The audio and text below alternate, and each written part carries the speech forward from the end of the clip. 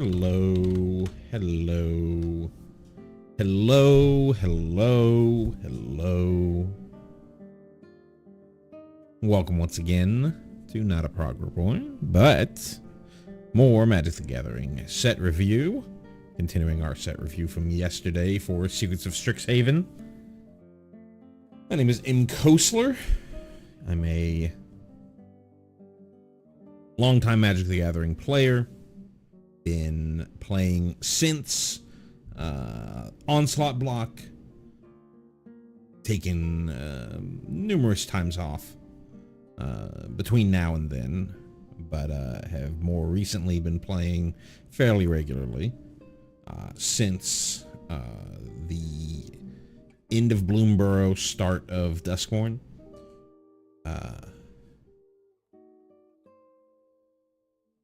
Did take a little bit of a break for the TMNT set because wasn't particularly excited to play another Universes Beyond property, especially a small set Universes Beyond property. But saw that we're coming back to Strixhaven, wanted to fire up these set reviews because I enjoy doing them, even if I may or may not be playing a ton at the time. I am primarily a Magic the Gathering arena player these days, multi-time Mythic champion in both Best of One Standard and Best of One Limited. I guess in Limited, no, I guess it was still Best of One. Premier is Best of One. Yeah. There's just a difference between Quick Draft and Premier Draft. And when I'm doing these card evaluations for Secrets of Strixhaven, it's going to be primarily from that perspective. I do play Commander whenever I do play Paper Magic these days, but I don't find that evaluating cards from a Commander perspective is all that helpful. You kind of... Each individual kind of knows what the cards that they're wanting will look like for the decks that they own. And the evaluation that you get from a competitive standard standpoint often gets you to the point where you're going to realize, hey, this is going to fit well into my, Go Garbage deck, my Hogak deck, or my Abdel Adrian deck, or my Loot deck, whatever have you, my Stola deck. So when you hear my evaluations, if a card is particularly great for your Brago deck, your Aloro list, doesn't mean... Because I say that the card isn't all that great for competitive standard, doesn't mean that it isn't, the missing linchpin for your Commander deck.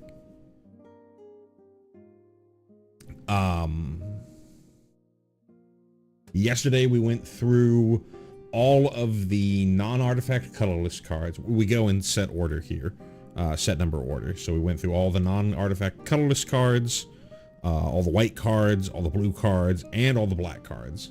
So we still have, we're going to be starting off with the red cards today, the green cards, multicolor artifacts, lands, depending on how far we end up getting. Not doing this for any sort of money, just doing this because I enjoy doing it, so I may stop early. It doesn't really matter. It's just as much as I want to do. When we do these evaluations, every time that there's a new set, there's going to be new mechanics or returning mechanics, as long as it's not what they term like an evergreen or even like a deciduous mechanic. I will take the time to explain, even if we talked about it last stream. If the first time that we see it, I'll take the time to explain what that mechanic is for this set. But after that, we're going to go as if we are all on the same page as far as what the card, what the mechanic is doing, what the keyword is doing. So, all that being said, let's get right into it with a reprint. Ancestral Anger is first up here. We have a sorcery at common for 1 red mana. Target creature gains trample and gets +X+0 until end of turn, where X is 1 plus the number of cards named Ancestral Anger in your graveyard, and you draw a card. So it's a little bit of, it cantrips.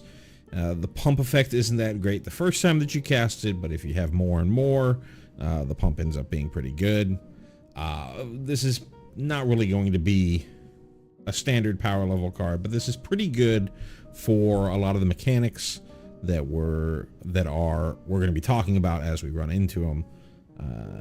I think we probably should be able to talk about all of them. Maybe we'll miss some Silver Quill stuff since that's white black.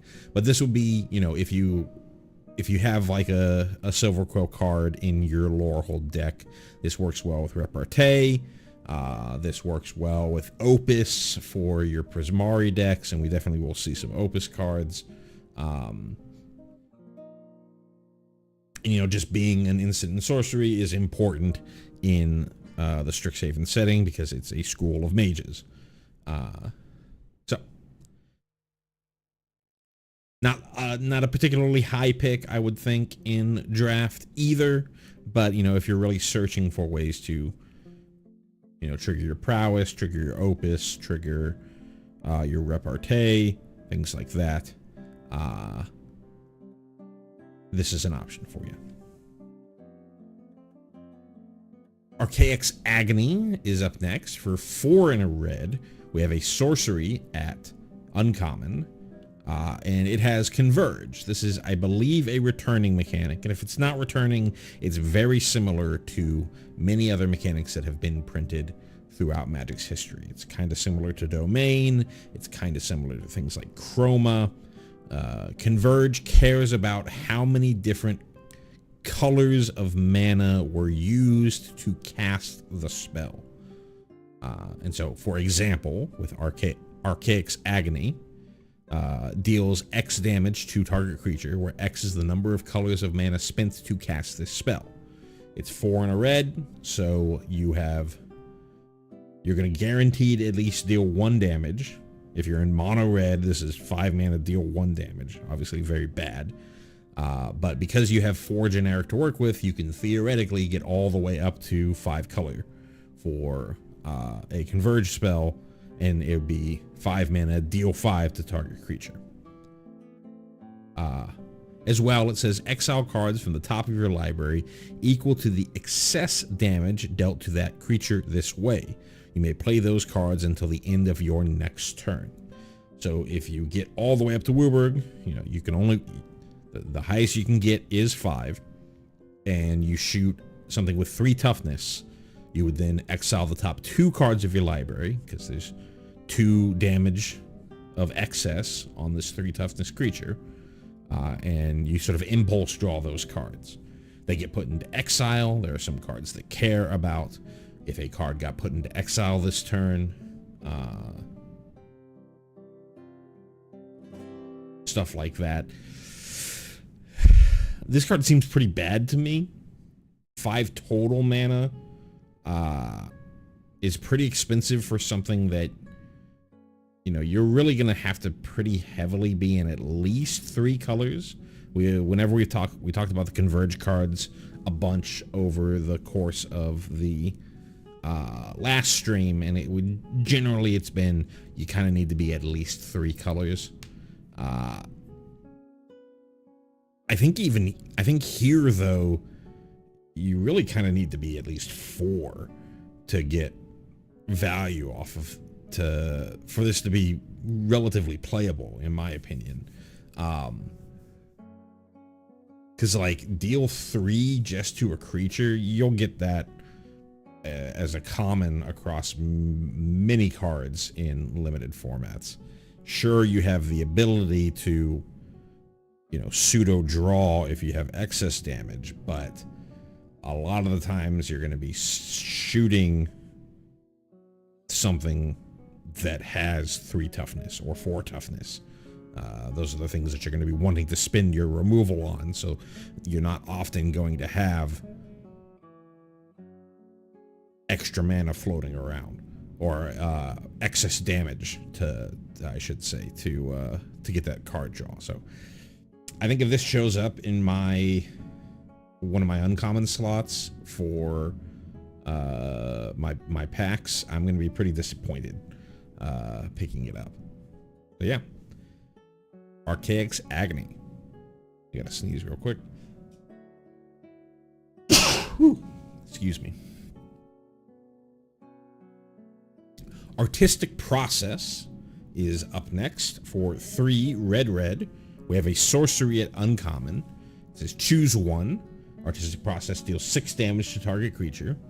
Or Artistic Process deals 2 damage to each creature you don't control. Or create a 3/3 blue and red elemental creature token with flying. It gains haste until end of turn. We had 2 cards in a row that were instants and sorceries that cost 5 mana. We'll see why 5 mana is important. So there is some reason for picking cards that, you know, maybe they're under cost, or they have a low evaluation, but they are 5 mana. We'll see that whenever we run into a particular mechanic. This card, though, whenever you see flexibility, even if each individual piece, or maybe some of the individual pieces, aren't that great, because you have flexibility, the sum of its parts is a little bit better. So 5 mana to deal 6 to target creature. You know, you're paying a little high these days. You know, way back in the day, you know, you'd have for your limited environment, for like your common limited removal, 5 mana would be something that you'd be expected to pay.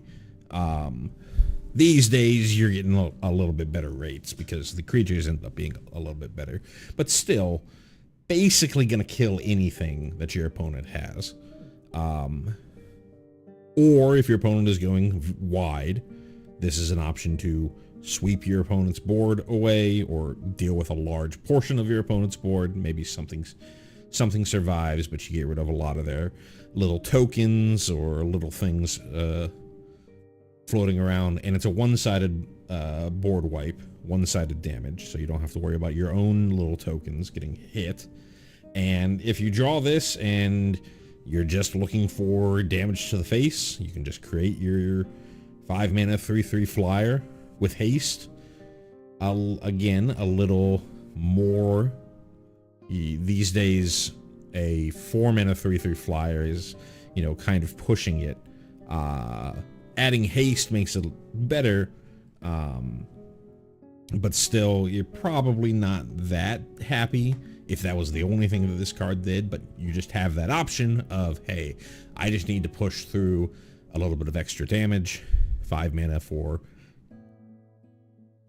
as long as they don't have a flyer, 3 damage to the face immediately that turn. So I think this is a pretty good pick. I don't know if I'd pick a ton of them, but I think this is not a bad pick in limited. Not really going to see play in standard. Not much else to say here. Blazing Firesinger. For 2 and a red, we have a creature Dwarf Bard at uncommon. It is a 2/3 that enters prepared. So this is probably the most complicated of the new mechanics in the set. So you have creatures that, you know, mages, wizards, in this case it's a bard, creatures that can cast spells and have access to a particular spell, but they can't cast that spell unless they are prepared. You know, you think of it as something like Dungeons and Dragons, which Wizards of the Coast owns, so pretty clear crossover there. With Dungeons and Dragons, you have to, even if your cleric, your wizard or whatever has access to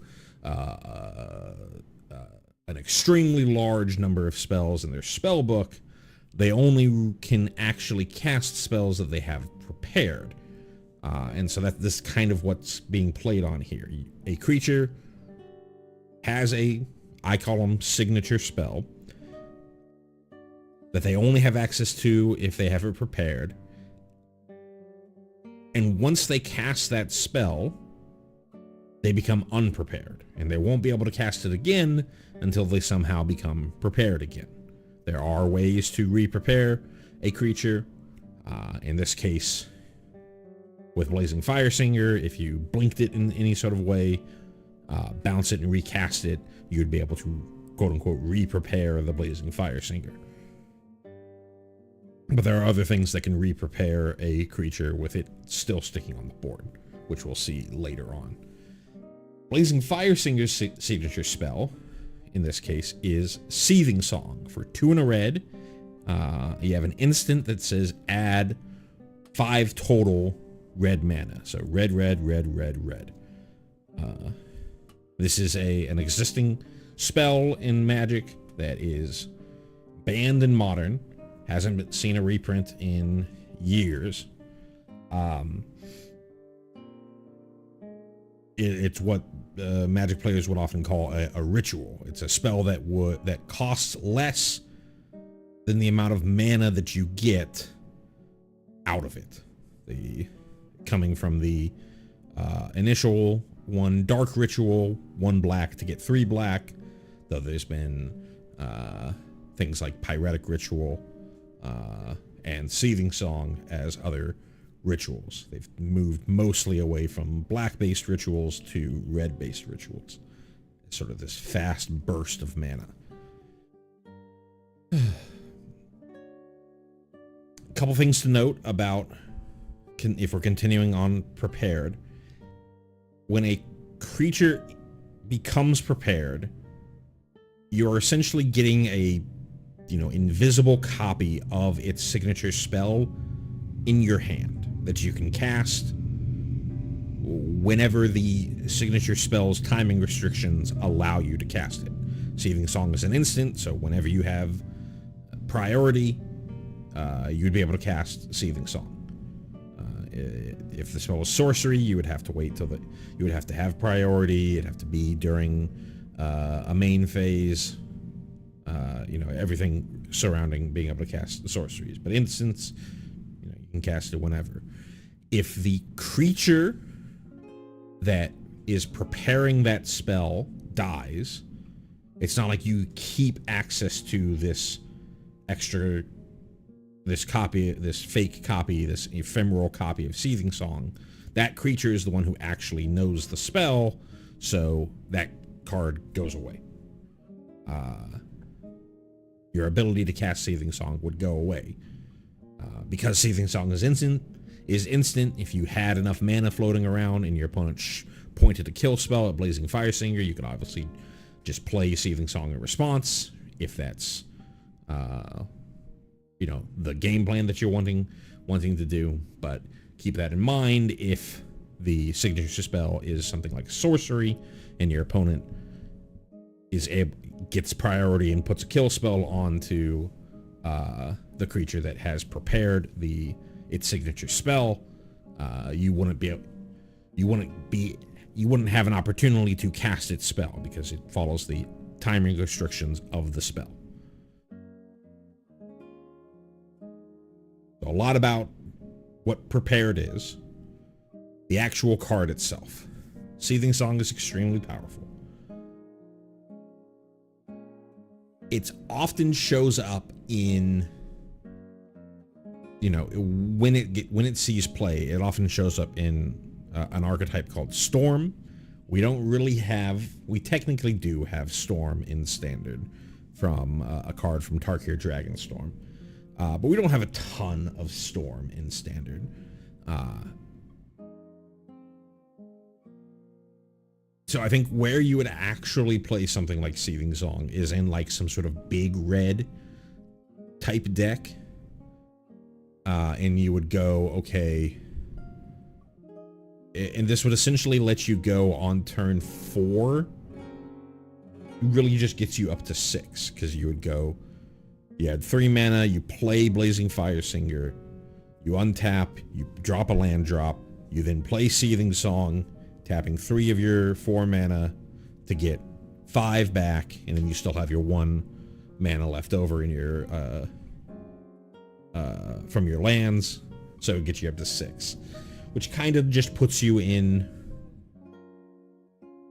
you know, existing ramp spots. So I don't really think that this card is all that important for standard. It might be important for older formats. The storm deck of choice in modern right now is a deck called Ruby Storm, built around the card Ruby Medallion, which reduces any red spell that you have by 1 generic, the cost of any red spell by 1 generic. And so with that, you can turn a Blazing Fire Singer into 4 mana gain 5, which is kind of the level of ritual that you're looking for, that you kind of deal with day to day in that type of storm deck, right? You're playing Pyretic Rituals, you're playing Desperate Rituals. Those things are, you know, X mana gain X plus 1, 2 mana gain 3.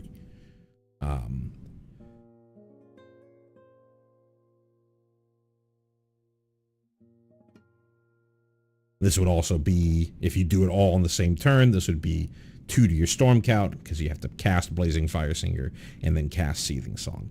It all seems a little too cute to me.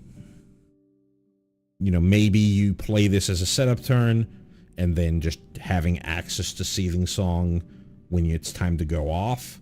Maybe that's good enough for something like Modern Storm, but I think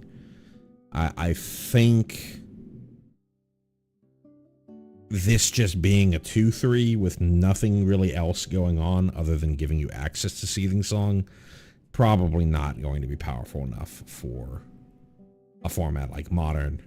I don't really see there is a reason for anything like this in Standard, given the amount of ramp that exists in Standard already, and Seething Song is not really getting you too much further along than just doing traditional ramp. So don't really think that this is going to be that much of a player in Constructed. And then for Limited, 3 mana for a 2/3, not the type of body that you're really looking for these days. And Seething Song is not super important for something like Limited. So don't really think that we're going to see this floating around too much. Charging Strife Knight is up next. For 2 and a red, we have a creature, Spirit Knight, at uncommon. It is a 3/3 with haste, so 3 mana 3/3 with haste. That is close to standard playable. We have things like Tersa Light Shatter. 3 mana 3/3 hastes are, you know, you usually need a little bit more upside, but it's not that far off of being standard playable.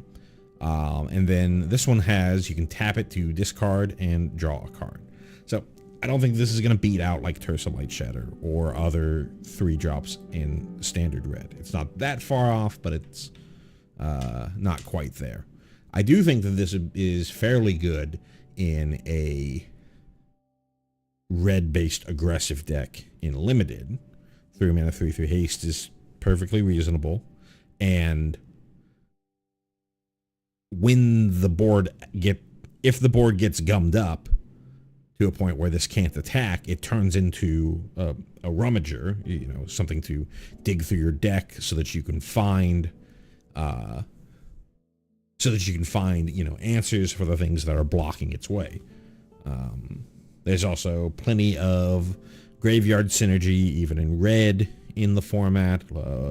We haven't seen anything yet, but their Lorehold itself has graveyard synergy, and Lorehold is white-red, so being able to put cards into your graveyard that have synergy, you've got a little bit of things going there. So I think that this is a pretty good card to pick up if you have any sort of aggressive slant to your deck. I don't know if it's going to be like a pack one, pick one power level of card. If you're like rare is disappointing, but if you're already slanted toward being aggressive, here's an option. Choreographed Sparks is up next. For red, we have an instant at rare that says this spell can't be copied, and choose one or both. Copy target instant or sorcery spell you control. You may choose new targets for that copy, or copy or copy target creature spell you control. The copy gains haste, and at the beginning of the next end step, sacrifice this token. So it's kind of like a fork, or a twin flame, or a twin cast. A bunch of different names for this type of card throughout the years. Important things to note if you're a little newer to Magic. When it says, copy target instant or sorcery spell, copy target creature spell. To be a spell, it means it is on the stack. You are casting it, but it has not yet resolved.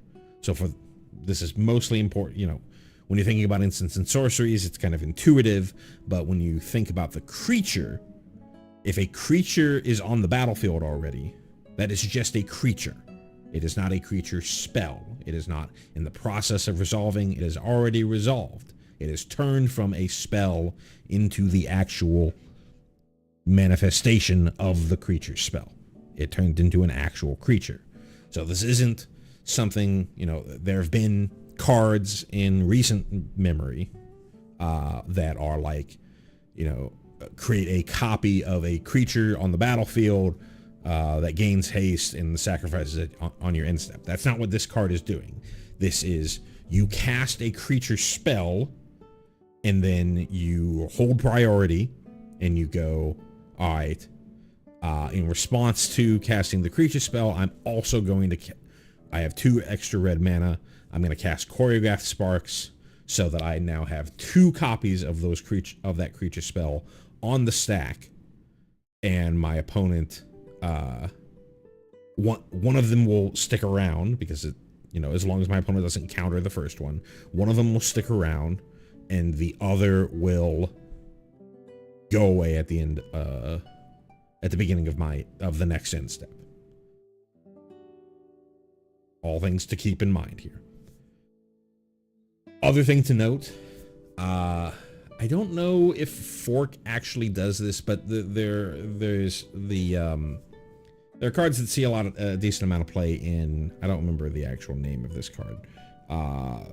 They're like redirect style cards that see a decent amount of play in Commander, where you sort of give red access to like counter magic, essentially, where you're able to copy, your opponent's counter spell to counter their counter that's on the stack.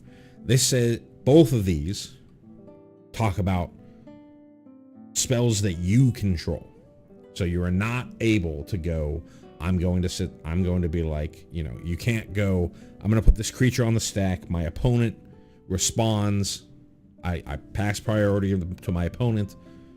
They respond by trying to counter the spell, and then I can't go, Choreographed Sparks. I counter your counter and make a second copy of my creature spell on the stack. You have to control all of it. So this is really just, hey, I don't really think that there's going to be that many scenarios where you're going to be able to choose both.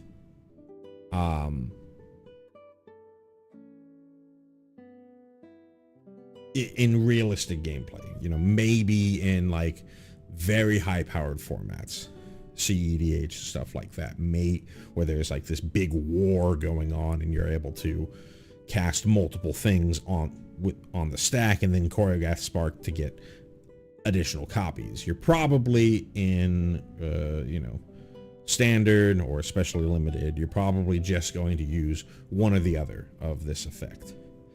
And fork style effects, They haven't really been that good in limited. It's possible they're okay in standard. I'd really have to think on it, on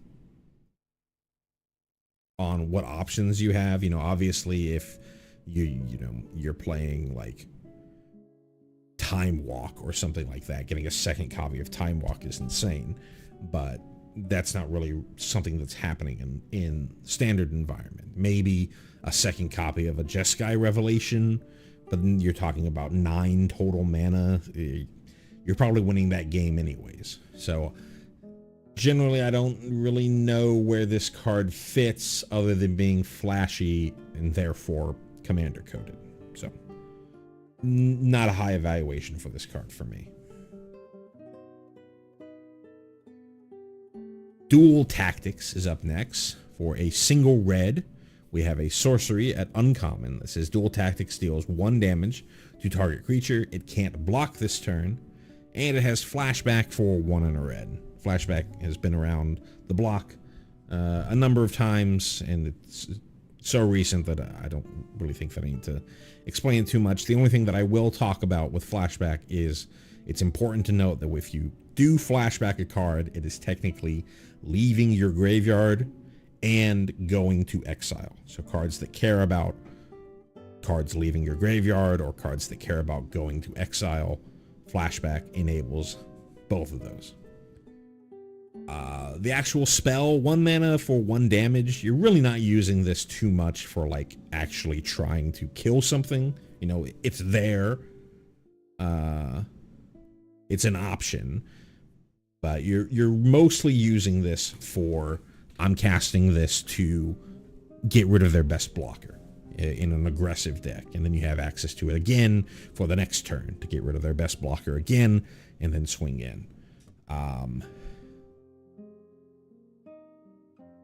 It really depends almost entirely on how powerful the aggressive decks are for how good this card is going to be. If the format is slow, this isn't really going to do too much. If the format is fast, then this could be one of the reasons that it's fast. So, yeah, Dual Tactics.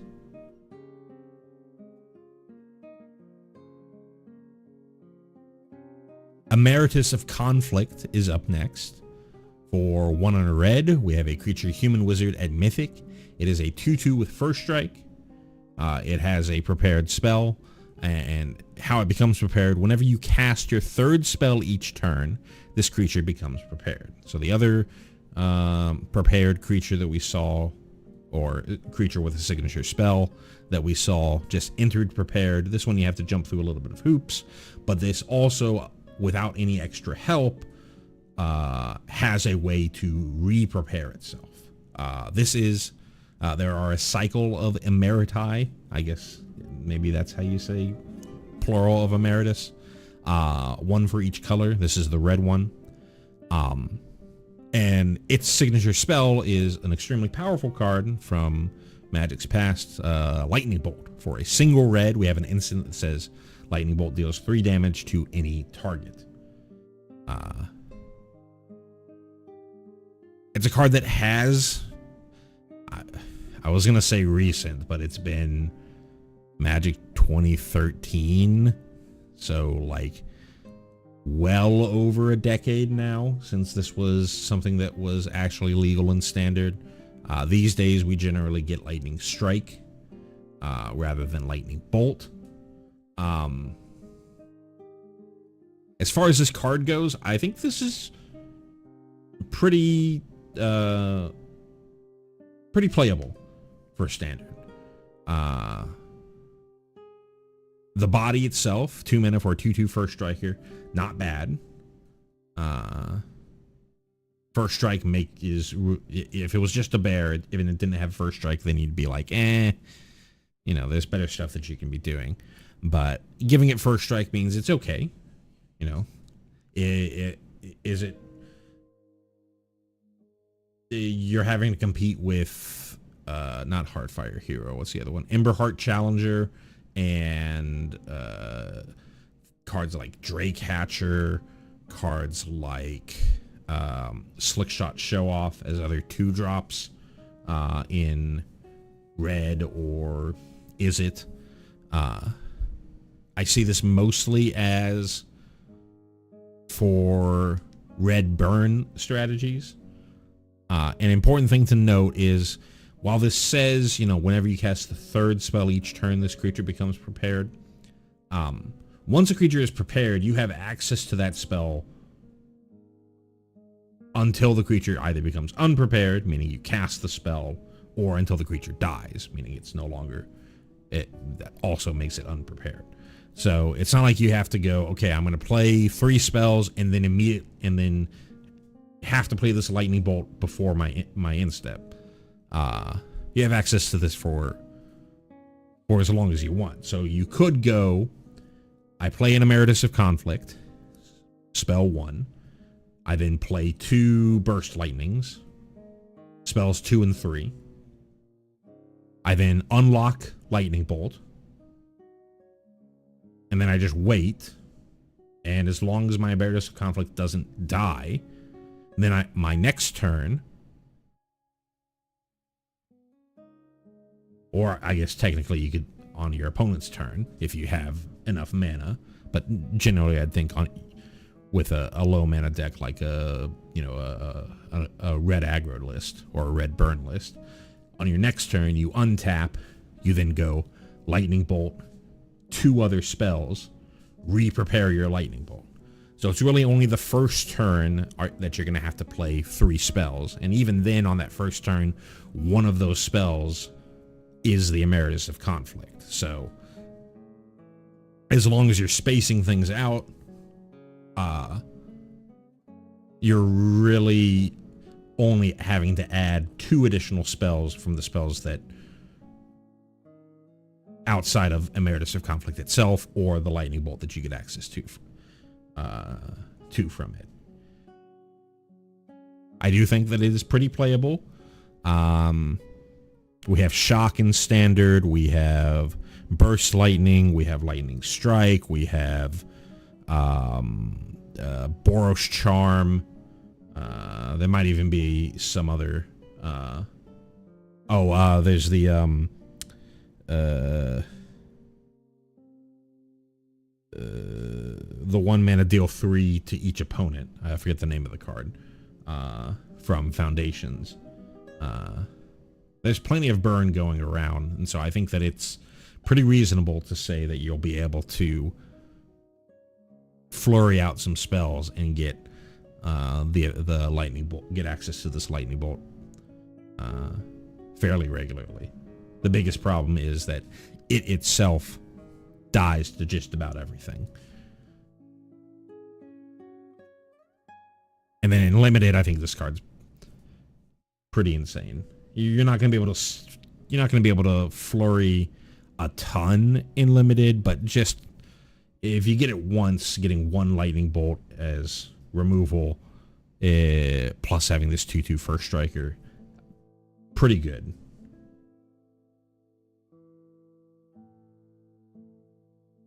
Expressive Fire Dancer is up next for 1 and a red.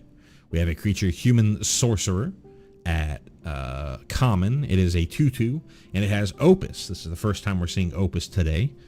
Opus cares about you casting instants and sorcery spells, and then it also cares about if those spells cost 5 or more mana. So I kind of hinted at this earlier when we were looking at the that 5 mana modal spell, and we were looking at the Archaic's Anger or whatever it was called. That 5 mana instants and sorceries have extra hidden value beyond just what's printed on the card. So this creature's Opus is whenever you cast an instant or sorcery spell, this creature gets +1/+1 until end of turn. So this one's very similar to, not all of them are just written like this. It's not all prowess style effects. Sometimes they can get +1/+1 counters. Sometimes they have some other effect, like maybe drawing a card. But all that to say that it's not always just this prowess style effect. This one is basically prowess. That doesn't count enchantments or artifacts. But then if you spent 5 or more mana to cast the instant or sorcery that triggered the first part, then this creature also gains double strike until end of turn. So if you have an expressive fire dancer on the battlefield and then you cast 1 5-mana spell, then this is essentially attacking for 6 because it's also double strike. You're getting the +1/+1 and double strike. So it would be a 3/3 double striker that's attacking. Pretty powerful, especially for common. There are some enchantments and artifacts in the format, but the set is really built around instants and sorceries. So from a limited perspective, you should be able to trigger Opus. You know, if you're building an Opus deck, you should be able to trigger Opus and then just be on the lookout for big spells to have some turns where you can kind of go way off. I think it's fine even if you don't have a bunch of big spells, but you are able to flurry off multiple spells in a single turn. You know, basically 2 mana 2/2 prowess, decent enough card. And then I would really look for some high value 5+ mana instants and sorceries as well with this.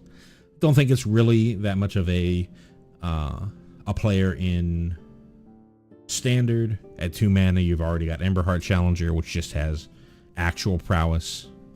And in standard, a lot of the time that you're triggering prowess is via things like Storm Chaser's Talent, which this would not trigger off of. You've also got things like Slick Shot Show Off, also at 2 mana. This is also going to compete with the Emeritus that we just saw. So yeah, I think it's kind of outclassed for standard, but it's perfectly reasonable for limited. Pretty big spell in the set, Flashback. For a single red, we have an instant at rare that says target instant or sorcery in your graveyard gains Flashback until end of turn. The flashback cost is equal to its mana cost. From this card's so flexible, it's kind of really hard to talk about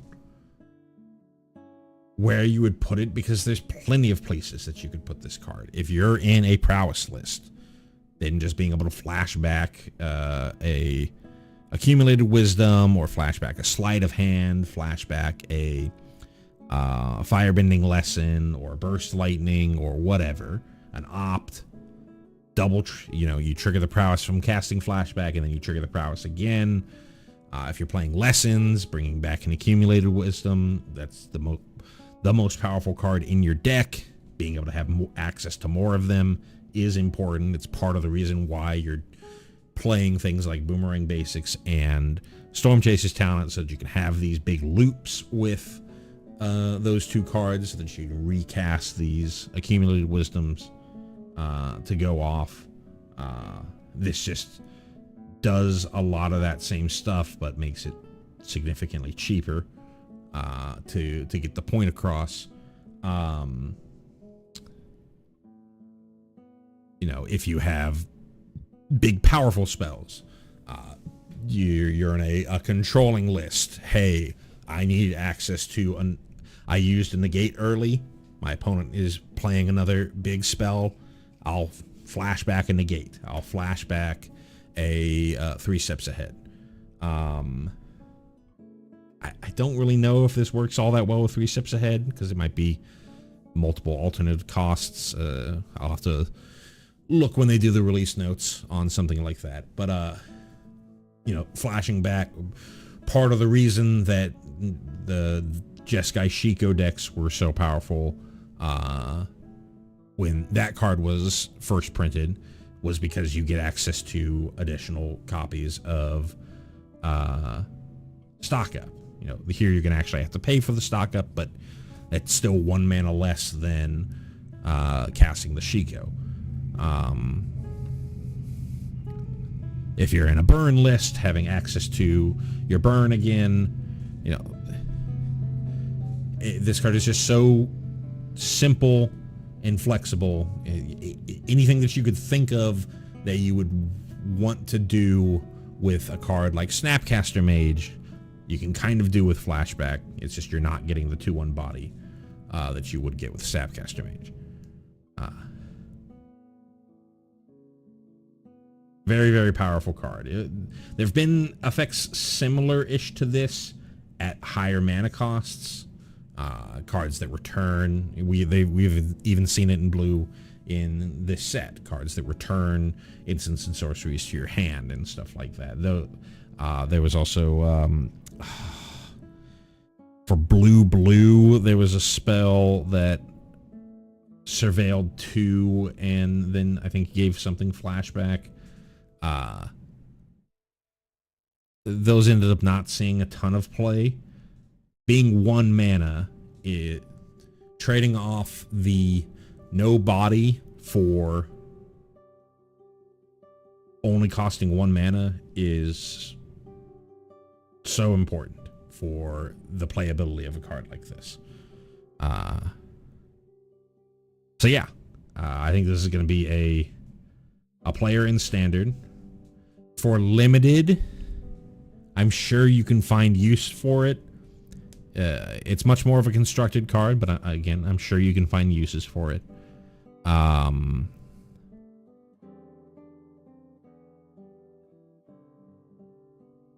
Yeah, not much else to say here. I think it's really good in constructed formats.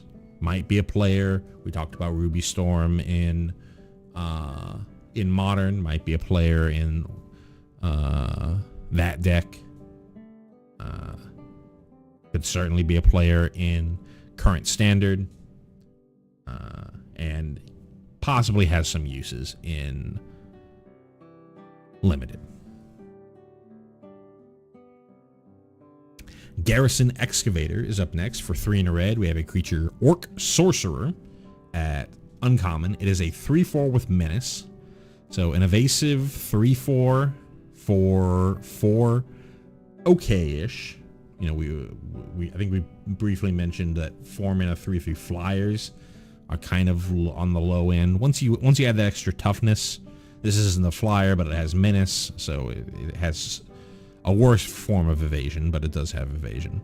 And this also says, whenever 1 or more cards leave your graveyard, create a 2/2 red and white spirit creature token. So this is a big payoff for doing the lore hold thing of having cards leave your graveyard. The card Flashback that we just saw, again, you gave something flashback. If you then cast that thing with its flashback cost, that would cause that card to leave the graveyard, which would then trigger Garrison Excavator. If you have any sort of reanimation spell or any sort of Raise Dead, that would trigger Garrison Excavator. If you have any way to exile cards from your own graveyard, that's a way to trigger Garrison Excavator. And that effect is pretty powerful. It's a 2/2 that you're getting out of this. So, not what I'd call like a signpost uncommon, because it's not 2-color. Generally, they reserve calling a signpost uncommon for like 2-color in the colors of the archetype. But very much, if you're trying to do the lore hold thing, this is a key piece of the puzzle.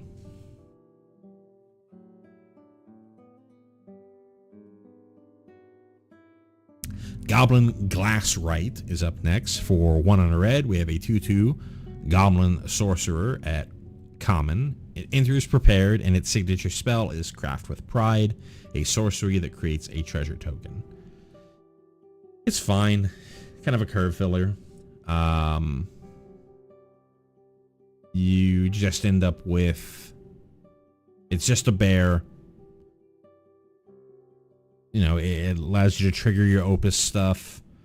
Kind of can set up for a big spell on a later turn, because you're getting this one-shot treasure token, you know, one-shot use of extra mana. But I don't really think this is going to be anything to write home about with Goblin Glasswright. It's a low pick curve filler if you're desperate for 2-drops in your red base deck in limited. Heated Argument is up next. For 4 and a red, we have an instant at common. Heated Argument deals 6 damage to target creature. You may exile a card from your graveyard. If you do, Heated Argument also deals 2 damage to that creature's controller. So mostly just, hey, limited, the limited red common removal of the format. But this also does work with your Lorehold stuff. We just saw with the format of 3/4. They're wanting you to remove stuff from your graveyard. Exiling a card from your graveyard is having a card leave your graveyard, so that would trigger the Garrison Excavator. So a little bit, if you're in Lorehold, this goes a little bit higher. But even if you're not in Lorehold, if you're in Prismari or some 3-color deck, this is just fine enough removal if you're desperate for removal. Impractical Joke is up next. For a single red, we have a sorcery at uncommon. It says damage can't be prevented this turn, and Impractical Joke deals 3 damage to up to 1 target creature or planeswalker. Back in the day, there was a card called Skullcrack that had this same damage can't be prevented clause. That went face, and it was really something that got around like fog style effects. We don't really have fogs in standard right now. We do have some protection, which this would get around because protection prevents damage. This makes it so that if something has protection, it would still take damage, even if they have protection of protection from red, or if they're blocking a green creature and they have protection from green, then you Impractical Joke to get around it. In standard, there might be a fog. I don't even know if there are that many fogs in actual standard right now. For the most part, this is just like a limited 1 mana deal 3 removal spell. That has some practicality in other formats as a 1 mana way to stop damage prevention.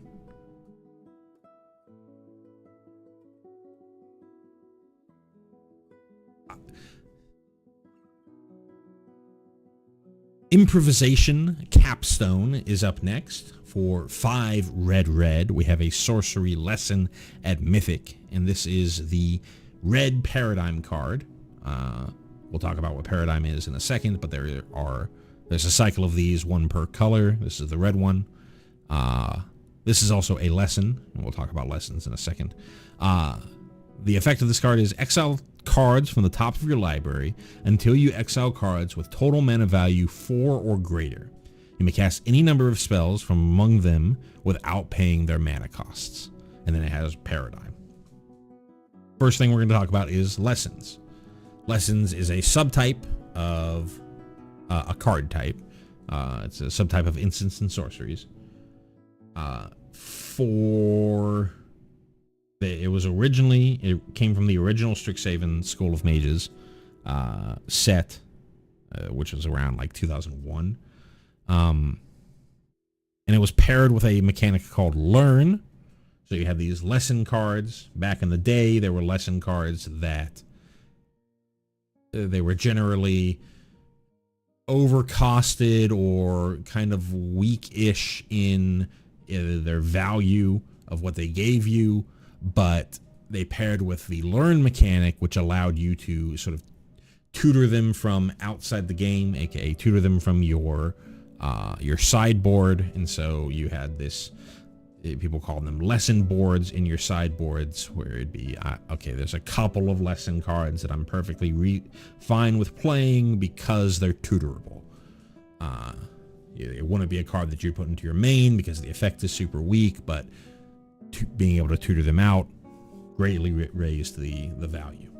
And there was speculation because the lesson subtype, the lesson mechanic, came back in the Avatar set. There was speculation that, hey, if we go back to Strixhaven, I wonder if we're going to get Learn again. Wizards pointed out that we are not getting Learn. There are no Learn cards in the set. We haven't seen any so far, and just to burst everyone's bubble, we're not going to see any. So really, Lesson is just this subtype, and the Paradigm cards are the only lessons in Strixhaven. So they work with all the mechanics that care about lessons from Avatar: The Last Airbender, the Avatar: The Last Airbender set, but they don't really work that well with them. And we'll talk about that when we talk about Paradigm. So if somebody talks about, hey, I'm playing Is It Lessons, it's primarily a deck based around the lesson cards from the Avatar: The Last Airbender set, and really doesn't have much at all to do with the lesson cards from Strixhaven.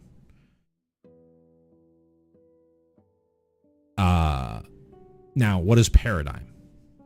Paradigm is basically a new twist on an old mechanic that was called Epic. Epic was often seen as one of the worst mechanics ever printed. This is a significantly improved version of it. What Paradigm does is, when you cast this spell the first time, you exile it. So it doesn't go to your graveyard. You exile it, and then every subsequent turn during your first main phase, you can cast this spell again for free. So you get a free copy of this spell that you can cast at the beginning of your first main phase. It's a may, so you could cast it, you could say no. And unlike Epic from the Kamigawa block, this doesn't prevent you from casting other spells or using your mana or drawing a card or anything like that, right? This is just, hey, I get to play this spell again and again for free at the start of my first main phase. My pre-combat main phase is how it's sometimes referred to.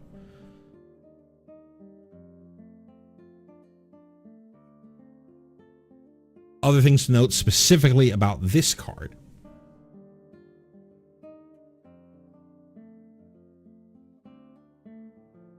It says you exile cards from the top of your library until you exile cards with total mana value 4 or greater. So you could exile 4 one mana value spells and cast all 4 of them. You could exile 3 1 mana value spells and then a 2 mana value spell, and you'll be able to cast all 4 of them, as long as it's in that order, where the last spell that you exile, you're not exiling the 2 mana value spell first, right? Because it's essentially, you just sort of look at the card, you exile the top card, look at it, what's the mana value, add it to a running total, look at the next one, what's the mana value, add it to a running total. So you could go, the first card that you see is a 10 mana spell. You would stop exiling cards from the top of your library and have access to cast that.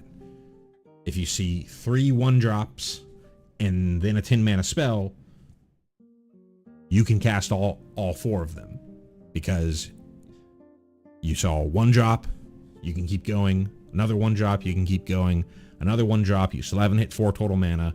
Ooh, it's kind of like hitting in blackjack, right? You busted, but busting's not bad here. Busting is actually busting is good. Or a little bit of innuendo there.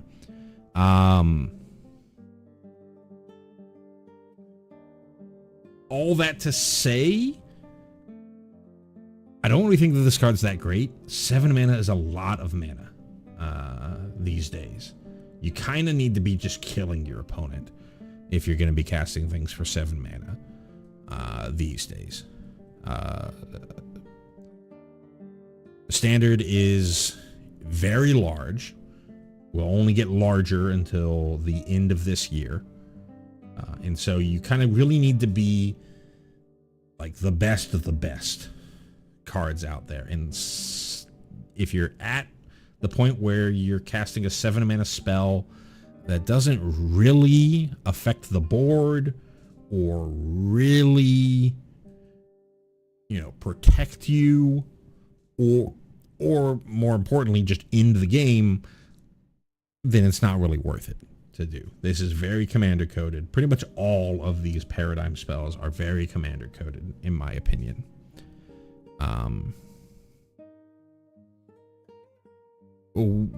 Before we finish talking about this card, because there's not much else to say here. It's not really that good in limited. 7 mana is very expensive to get to in limited. Even in limited, when you get to seven mana, sure, it's nice. It'll provide some inevitability, but if you draw this in your opening hand, it's a blank piece of cardboard for the vast majority of the game. It's not going to be turn 7, get to play this. Often, there's some sort of curve out there that Frank Carson put together. That's, how long, when will I actually be able to cast a 4 mana spell, a 5 mana spell, a 6 mana spell, a 7 mana spell? And it's often like not till turn 10 or turn 11 that you're going to be able to get consistent access to a 7 mana spell. So I don't even think that this is that great in limited either.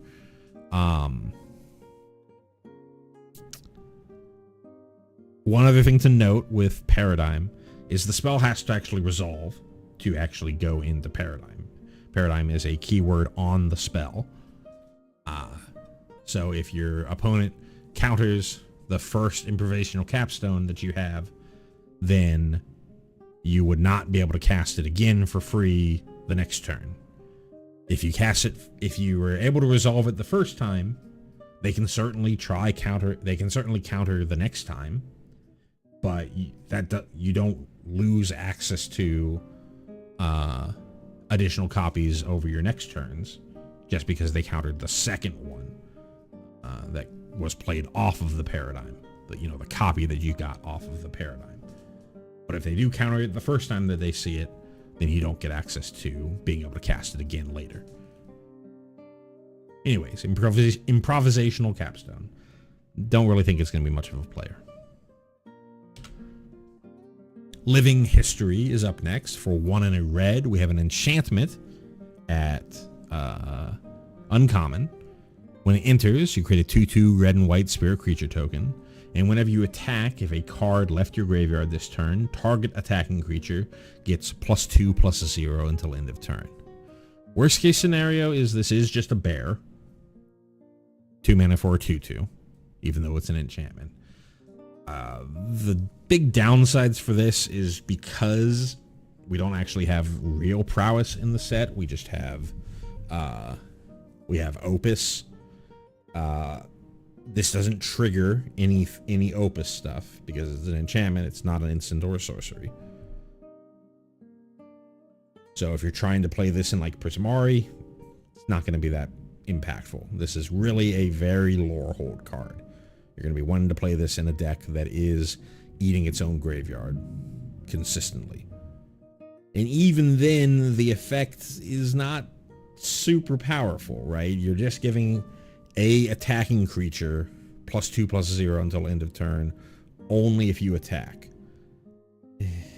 This seems really middling. I think sometimes you'll be able to get additional value off of this. Often it's just going to end up being a bear, and the additional value you even get off of this is not that impressive. You're not giving it trample, you're not giving it first strike, you're not giving it evasion, you're just making it one creature a little bit larger on your attack. So, I wouldn't think that this is that high of a pick. Maelstrom Artisan is up next. For 1 red. We have a creature Minotaur Sorcerer at rare. It is a 3/2 with haste. Stat line that's, you know, reasonable to play. I'd rather be a 3/3, but 3/2 is fine. Enters prepared, and its signature spell is Rocket Volley. For 1 and a red, we have a sorcery that says destroy target non-basic land. We don't get a ton of land destruction in Modern Standard, but we have been getting non-basic land destruction fairly consistently. Not a ton at 2 mana. Basically never at, well, I shouldn't say never. We get things like Demolition Field or Field of Ruin at that has a 2 mana activation. But a spell at 2 mana you don't generally see. One of the big issues here, though, is if you're trying to just consider this a land destruction spell that you play in 1 turn, it's really 5 mana to do so. And if you're trying to break this up over 2 turns, you're leaving your opponent the opportunity to go, oh god, you know, I have a Quarry Mountain Monastery. I have only 1 blue source. I have only 1 white source. That's a non-basic. I have, you know, a creature land of some sort.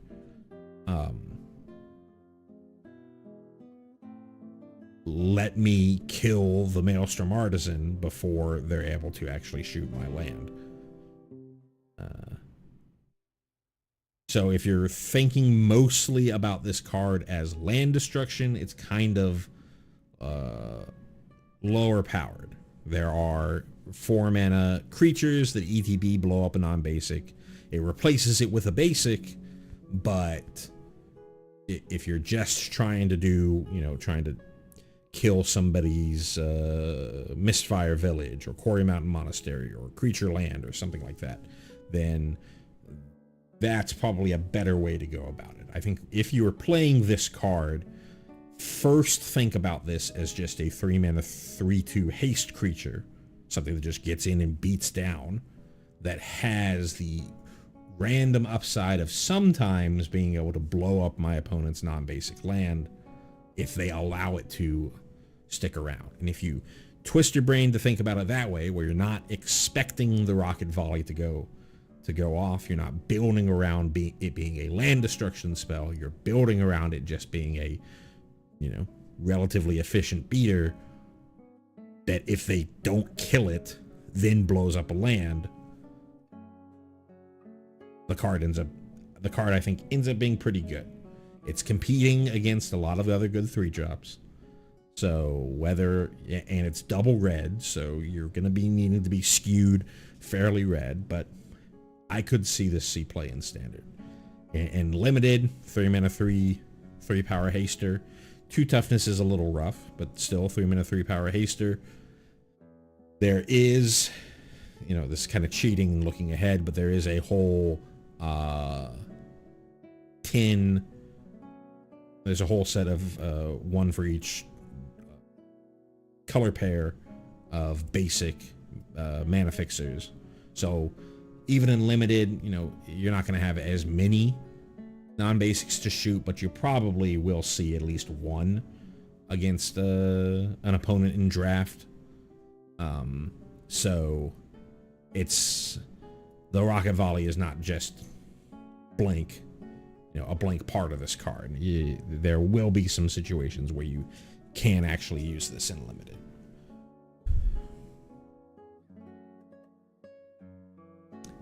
Magma Blood Archaic, very interesting casting cost for 2 generic or red hybrid 3 times. So I think the best way to describe this mana cost would be to say you can cast this for either 6 generic mana, 4 generic mana and a red,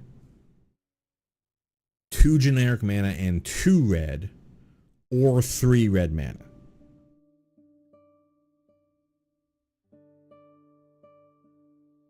So The mana value of this card ranges, well, the mana value is always 6, I think, but the actual casting cost of this card can range anywhere from just 3 red pips to 6 total generic mana. We'll see why they did this when we read the rest of the card. Anyways, Magma Blood Archaic. It's a creature avatar at rare. It is a 2/2 with trample and reach, and it has Converge. This creature enters with a +1/+1 counter on it for each color of mana spent to cast it. So if you play it for red, red, red, it's going to be a 3 mana, 3/3 trample reach creature, because you spent there's only one color of mana that you spent to cast it its way, this way. If you want to try to have more counters, then you're going to have to not spend 3 red. You're going to have to cast it for 4 total.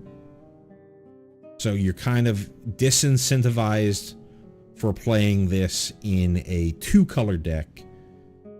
You're sort of incentivized. Okay, maybe I just play this in a mono red deck, or I go to a 3-color deck, or I go to a 5-color deck, because every time that you're not paying red, you're increasing the casting cost by 2. So you're really wanting to go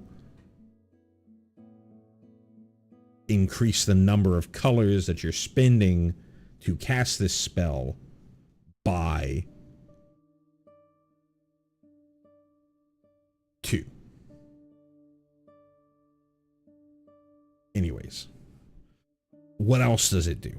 Whenever you cast an instant or sorcery spell, creatures you control get +1/+0 until end of turn for each color of mana spent to cast that spell. Interesting. So it's sort of a mass pump that gives Converge to basically every instant and sorcery that you have. And based on the number of colors that you spent to cast that spell, whether it's required colors or whether you are just spreading more colors across its generic mana costs, whatever you end up spending to cast that spell directly pumps your whole board's power by that number of colors. So in a mono red deck, every instant and sorcery that you spend or that you play gives all of your creatures +1/+0 until end of turn. And this itself is a 3/3 trample reach. Honestly, not bad, even just as a mono red spell. If you're in Wooburg and you have a bunch of Wooburg, well, I shouldn't say you have a bunch of Wooburg spells, because it doesn't really care about how many different colors are in the mana cost of the spell. It's just what you spent to cast it. If you're in a Wooburg deck and have access to all 5 colors when you're casting this instant or sorcery, and have enough mana, it costs at least 5. Then every time that you cast that, you're going to get +5/+0 to all your creatures until end of turn. Pretty powerful card. I think, honestly, if you're going to see this card, it's probably going to just end up being in mono red, because I think if you're like mono red aggro more than like a mono red burn, but even in mono red aggro, you're probably still playing things like Burst Lightning or Opera Love Song, stuff like that. Little cantrippy spells, little burn spells to go over the top.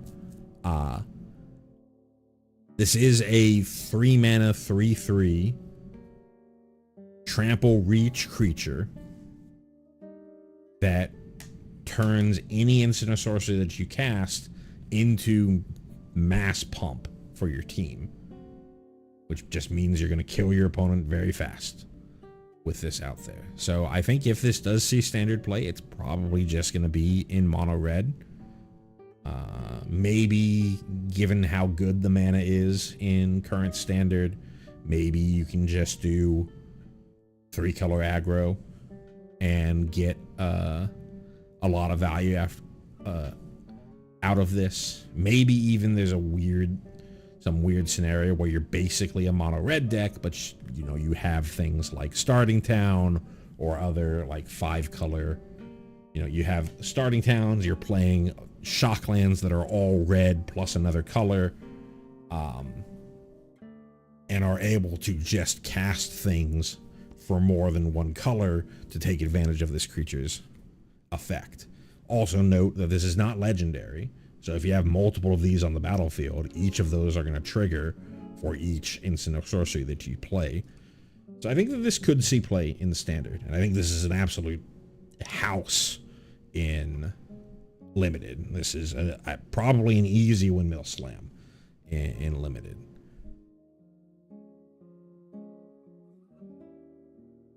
Micah, Reader of Runes, or Ruins, not Runes. For 3 and a red, we have a legendary creature, Human Artificer, at uncommon. He's a 4/4, so 4 mana 4/4, not bad on the stats. Has Ward of Pay 3 life.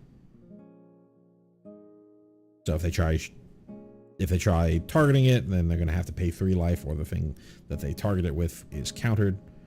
And then whenever you cast an instant or sorcery spell, you may sacrifice an artifact. If you do, copy that spell, and you may choose new targets for the copy.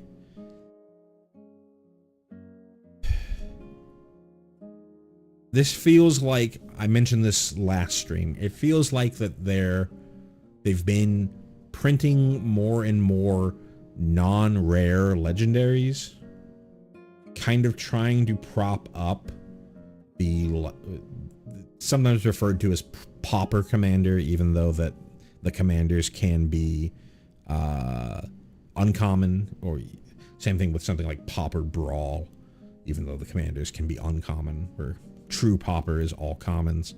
There just aren't enough common legendary creatures to support a real format. And I think that's just what this card is. Just giving you another uncommon legendary creature if you're trying to make a Pauper Commander deck. Because I don't really think that, from a limited perspective, I don't think that there's a ton of support for what Micah is doing. There's not a ton of artifacts. There's not a ton of ways to create like artifact tokens or things that you can use for fodder.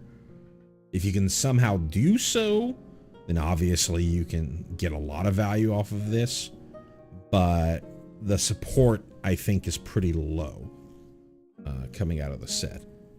And then in standard, 4 mana 4/4 is pretty expensive, pretty on the slow end. This is probably a card that if it sees play, it's going to be as part of some ridiculous combo, more than it's going to be a part than it's going to be like a value piece.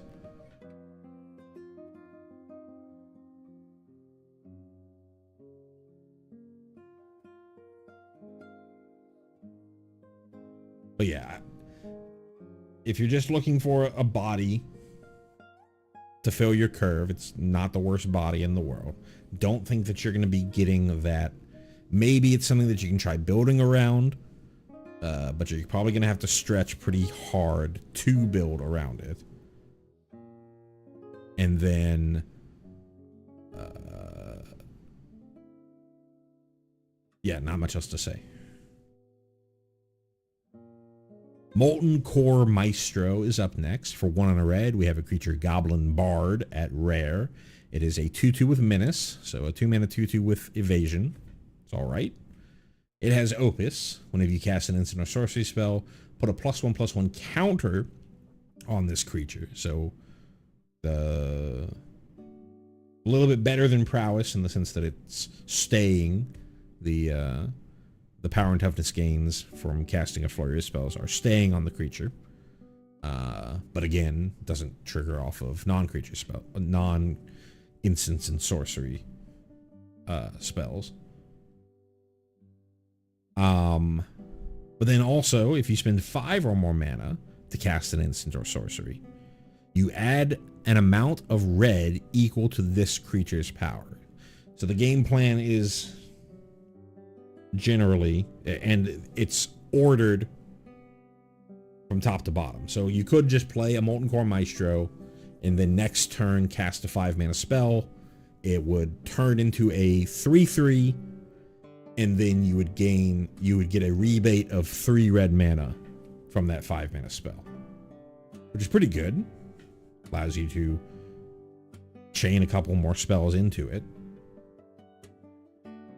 But you can also do things where you play this early, you then sort of play some burn or play some cantrips to get its power up, and then finally cast a large 5 mana spell and maybe actually gain mana on top of it. Also not legendary, so you can have multiple of these on the battlefield. I think this has a chance to see play in standard, and I think where it would see play is probably just in some sort of mono red aggro type list. You put this out, you fling some spells. They all have menace. They're just going to grow. And an important thing to note with that list is Burst Lightning, which is a legal card in standard, has a kicker cost of 4 generic. So if you are, and it's, I've played the mono red deck plenty of times in best of 1 standard. It's not often that you do this, but it does come up enough that it's something you need to think about if you're playing in paper, that a kicked Burst Lightning would trigger Opus. So you don't really have to even put explicit 5 mana instant or sorceries into your aggressive, red deck wins deck. You just play Burst Lightnings, and sometimes you run into the opportunity where you have these Molten Core Maestros hanging around. You Burst Lightning and you get a ton of mana to just flurry kill them out of nowhere.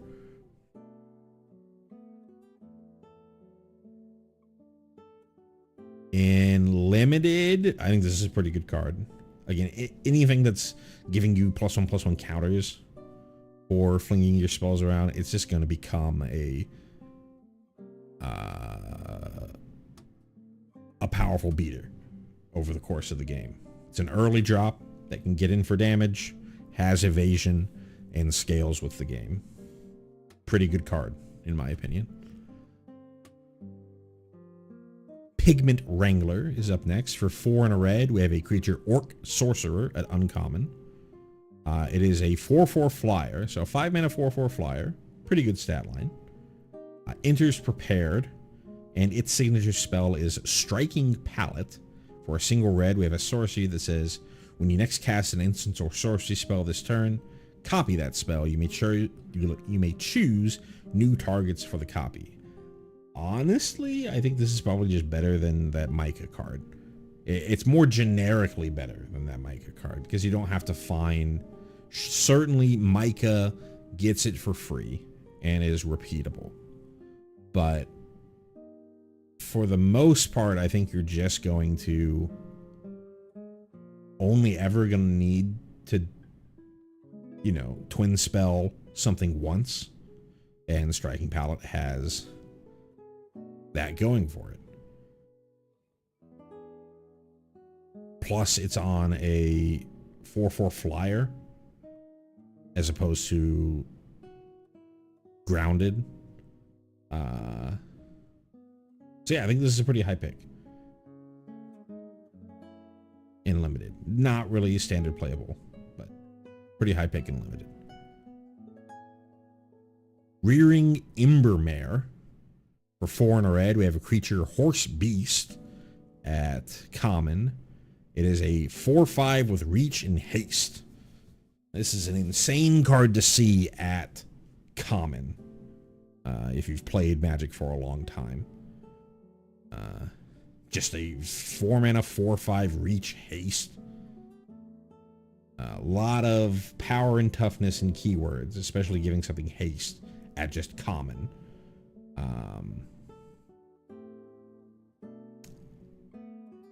I think this can be a curve filler in an aggressive deck, or top end in an aggressive deck.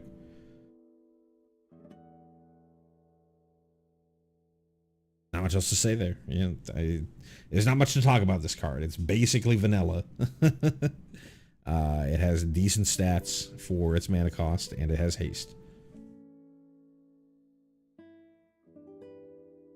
Rubble Rouser for 2 and a red. We have a creature Dwarf Sorcerer at common. It is a 1/4 that says when this creature enters, you may discard a card. If you do, draw a card. So an ETB Rummage. And then you can tap it and exile a card from your graveyard to add 1 red mana to your mana pool. And when you do, this creature deals 1 damage to each opponent. Kind of a linchpin card for a Lorehold deck. It's a repeatable way to exile stuff from your graveyard to trigger your leave the graveyard triggers on your other Lorehold cards. It's also a mana dork. It's a 3 mana dork, but it has some upsides in that when you add that extra mana, you are hitting your opponent for 1. Plus it has, ETBs, discards, and draws. I think this is perfectly fine. A perfectly fine card to play. And can be a linchpin in a very Lorehold themed deck. Seize the Spoils is up next. This is a reprint. For 2 and a red, we have a sorcery at common. It says as an additional cost to cast this spell, discard a card, and you draw 2 cards and create a treasure token. Not much to say here.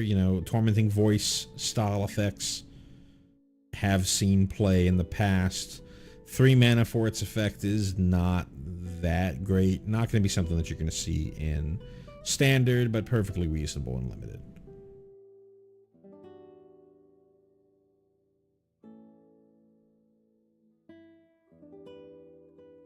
Steal the Show is up next. For 2 and a red, we have a sorcery at rare. It says choose 1 or both. Target player discards any number of cards, then draws that many cards. And Steal the Show deals damage equal to the number of instant and sorcery cards in your graveyard to target creature or planeswalker. Pointed this out multiple times when we've been talking about cards throughout this set. Wizards have been pretty diligent these days for cards that have some additional value that also pump a creature or shoot a creature or whatever. They make it so that the additional value also requires a target, mostly for the fact that the rule in Magic the Gathering is if no targets of a spell are legal when the spell goes to try and resolve, the spell would be countered. So if you chose both on Steal the Show, but the top one was just discard any number of cards, then draw that many cards, and it didn't say target player, and then you chose both, and you went, okay, I want to discard my hand and redraw my hand, and then also shoot that creature. If your opponent went, hey, I give that creature hexproof, then you wouldn't be able to discard your hand and redraw either, because the entire spell would fizzle. So even though this first one says target player discards any number of cards, then draws that many cards, you're not going to point the target at your opponent. You're going to point it at yourself. It's just saying that, hey, if your opponent gives the creature that you're trying to shoot hexproof, you still get to basically wheel your hand. It's not nearly as good as a wheel, but you still get to get the first effect. Important thing to note is this reads top down, so if you decide to do both and you have like 3 instants and sorceries in your hand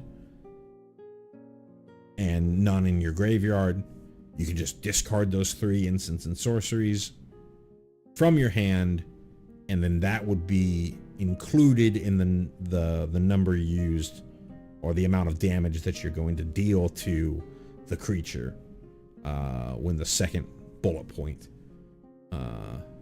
is checked.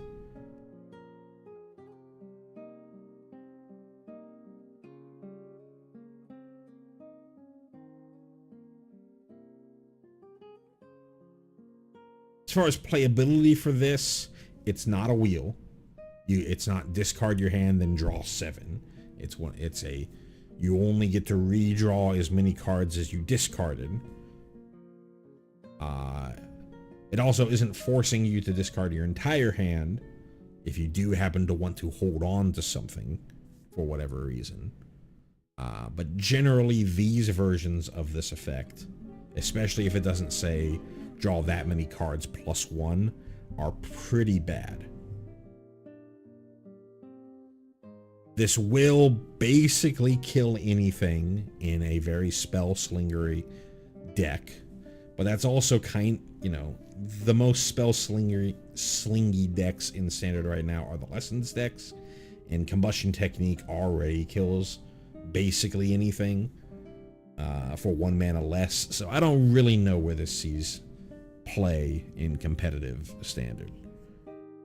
As far as limited goes, you're mostly just thinking about this as a removal spell. Maybe you do the top half as well, to sort of filter out your extra lands or whatever have you. But I wouldn't take this that highly.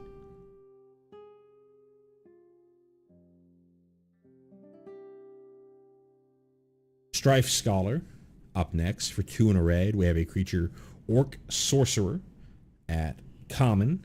It is a 3/2 with ward of pay 2 life, and it enters prepared. And its signature spell is Awaken the Ages. For 5 in a red, we have a sorcery that says create 2/2 red and white spirit creature tokens. Very much a curve fillery card. It's got some upside. It's got ward, so that if your opponent wants to get rid of it, then they're going to at least have to take 2 damage to do so. If they're wanting to spend, removal on it. And it's got a little bit of extra value as something that, the board got mucked up after, the first few turns. It wasn't able to attack anymore, but you still have a little bit of value from this later in widening your board so that you can maybe prepare for some kind of alpha strike. But this is really curve fillery, in my opinion.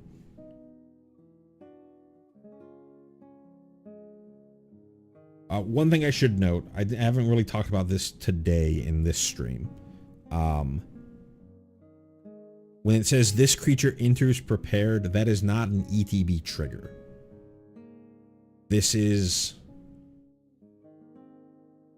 as if this creature just had the word prepared written on it or whatever. There's no opportunity for your opponent to, if you go Strife, if you have, 9 total mana, there's no opportunity for your opponent to go, as long as you don't give them priority in some sort of way, for Strife Scholar to have resolved and for your opponent to be able to kill it before you have access to be able to cast Awaken the Ages.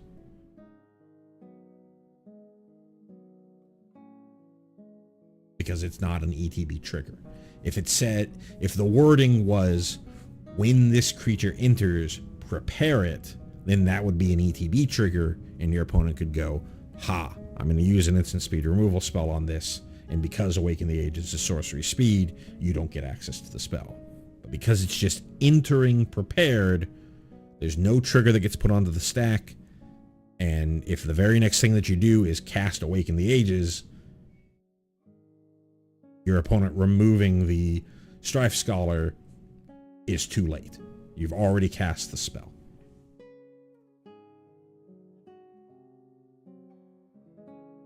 Tablet of Discovery is up next, one of the few artifacts that we've seen in the set. For 2 and a red, we have a artifact at uncommon. When this artifact enters, mill a card. You may play that card this turn. Important thing to note is that if you do play that card this turn, that counts as a card leaving your graveyard because it's being milled into your graveyard. It's not an impulse draw where it's going directly into exile. It actually exists in your graveyard. So if you do play it, and it says play, so it could be a land, you could go, you know, you're on turn 4, you don't play your land yet, you go Tablet of Discovery, mill over, hey, I milled a land, play that land, and then trigger things that care about cards leaving your graveyard. That's generally what you're going to be trying to do with Tablet of Discovery. What else does it do? Well, it's a mana rock. You can tap it for red, or you can tap it for red, but you can only use that to cast instants and sorceries. This is very much for... It's for anything in the set, as long as you're red, but really it's for helping you cast those Opus spells. So it's going to find its home mostly in Prismari, in your blue-red colors, so that you can cast those big spells consistently. How good is this card? It's fine. 3 mana for a little bit of card draw on top of your mana rock. It's fine. Doesn't affect the board any. It's just fine. Tackle Artist. For 3 and a red, we have a creature Orc Sorcerer at common. It is a 4/3 with trample, and it has Opus. Whenever you cast an instant or sorcery, put a +1/+1 counter on this creature, and then if 5 or more mana was spent to cast that spell, put 2 +1/+1 counters on this as well. Mostly a curve filler, but any of these creatures that put counters for its Opus trigger instead of, you know, just getting +1/+1, end up being a little bit better in limited than your general prowess thing, because you can kind of just play a normal game and this is just going to get big over the course of the game. Plus, giving this having trample, you know, it's just going to run over your opponent. So a little higher of a pick than just a typical curve filler, I would think, for Tackle Artist. Thunderdrum Soloist is up next. For 1 and a red, we have a creature Dwarf Bard at uncommon. It is a 1/3 with reach. It also has Opus. Whenever you cast an instant or sorcery spell, this creature deals 1 damage to each opponent. And if 5 or more mana was spent to cast that spell, this creature deals 3 damage to each opponent instead. This type of effect has been printed a million times. There's a number of these effects in Standard. A lot of them trigger off of creatures entering, but you know, this is very Gutter Snipe-esque, very Electrostatic Field-esque.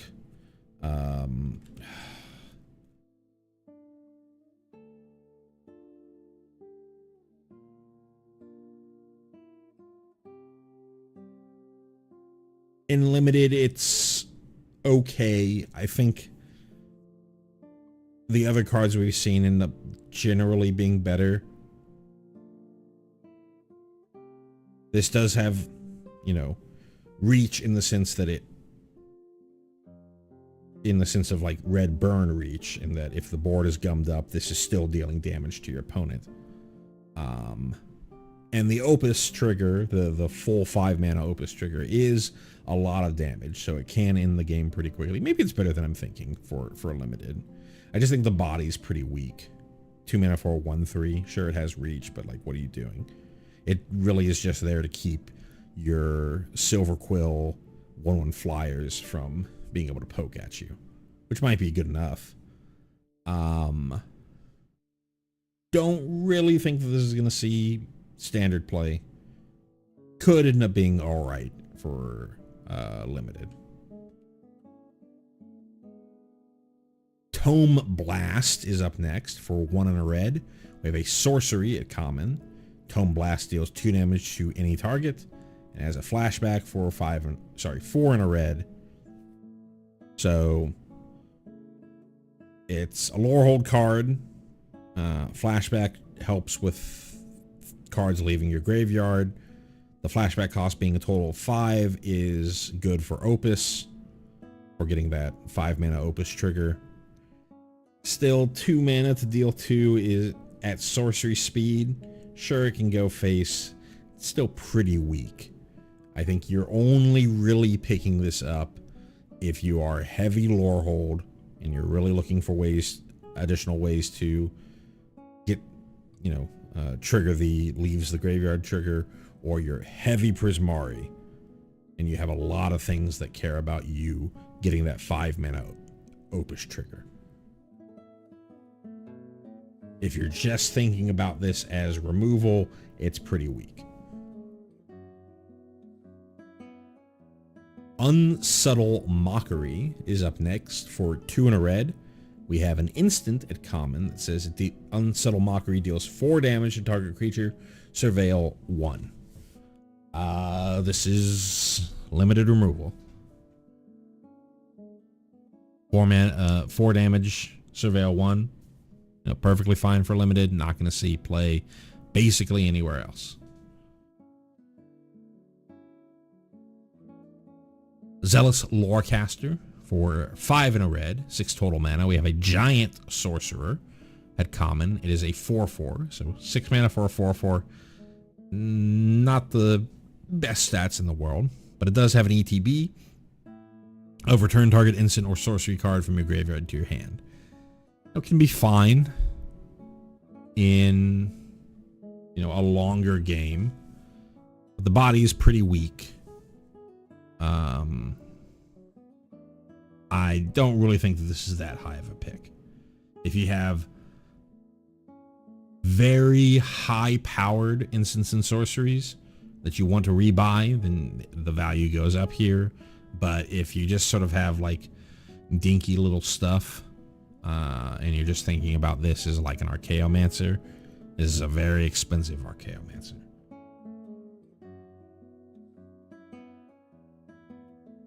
I think that's our last red card. So we are on to green, making our way. That was a lot of red. Full hour and 45 minutes to get through red. Let's see if we can pick up the pace a little bit. Aberrant. There's no H, so it's not abhorrent or abhorrent. It's Aberrant Mana Worm. For 3 and a green, we have a creature Worm at uncommon. It is a 2/3 with trample. It says whenever you cast an instant or sorcery spell, this creature gets +X+0 until end of turn, where X is the amount of mana spent to cast that spell. So kind of eating into the Prismari side. With green, you're looking at Witherbloom, which is green-black, and Quandrix, which is green-blue, as your limited archetypes, your generic limited archetypes. So obviously you can go into whatever colors you end up drafting. But green, black, and green-blue are going to be your most supported things. 4 mana for 2/3 Trampler. Not very good. Sure, you can have turns where this becomes hits a lot harder, but you're having to jump through hoops. I don't think this is that great in limited. Certainly not a standard player. Additive Evolution is up next. For 3 green. We have an enchantment at uncommon. When it enters, create a 0/0 green and blue fractal creature token. Put 3 +1/+1 counters on it. So 5 mana for a 3/3. At the beginning of combat on your turn, put a +1/+1 counter on target creature you control. It gains vigilance until end of turn. So if you don't have anything else going on, you can drop this and you essentially have that turn a 4/4 vigilance creature. It doesn't get to attack, but it's a 4/4 vigilance creature. And this will just keep growing your team the longer the game goes on, and gives something vigilance, which is pretty important, because it means that whatever you're putting on here is both a good attacker and a good defender. I think this is a pretty high pick for limited. Way too expensive for any sort of standard play, but given the fact that it does create a body itself, so it's not just, if it was just the bottom text, probably not good enough, but this does create a body itself. It's not the greatest body in the world, but it is something there, so that if you have nothing else going on, you at least get access to the combat triggers, being able to utilize those combat triggers while you're trying to fill up the rest of your board. And if you already have a board, then you can start making swings and not leave yourself open for a powerful crackback. And the longer the game goes on, the more pressure this puts onto your opponent, because you're just going to keep growing up your threats, and they're going to have to keep spending their removal to deal with them. So yeah, Additive Evolution, pretty good card. Ambitious Augmenter is up next. For a single green, we have a creature, Turtle Wizard, at rare. It is a 1/1 with increment. So this is the Quandrix mechanic. First time we're seeing it this stream. Increment says that whenever you cast a spell, if the amount of mana you spent is greater than this creature's power or toughness, put a +1/+1 counter on this creature. It's very similar to an old mechanic called Evolve from back in the day. Here, it's the total amount of mana that you actually spent to cast the spell. So if you have a spell that has, so it works good in both, or it has pluses and minuses, right? Compared to something like looking at the mana value. If you have spells that have for some reason have a mana reduction, you know, there was the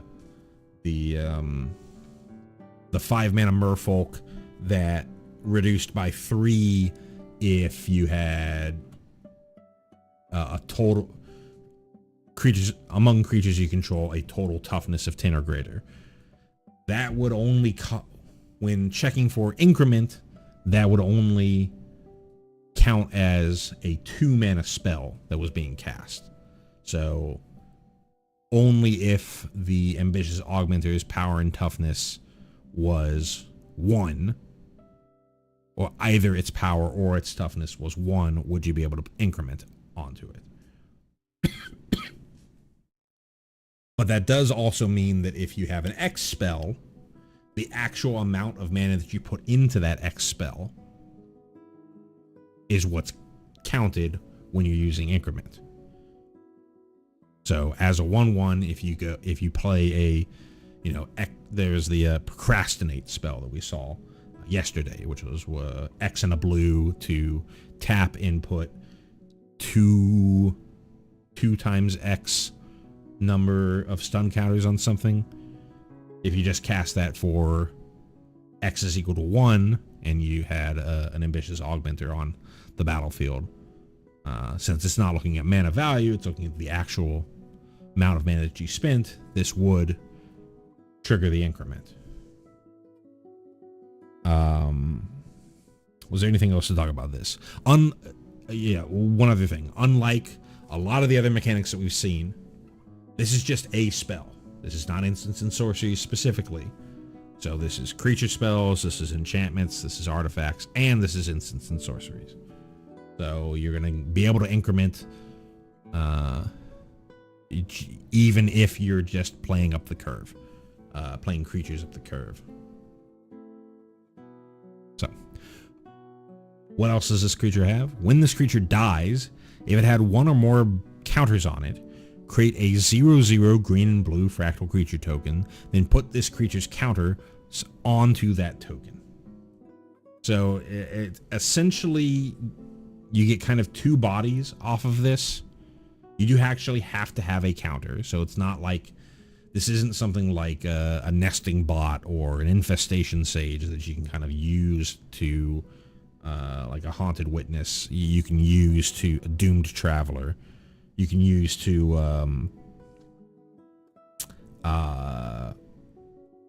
like a sacrifice engine at just 1 mana.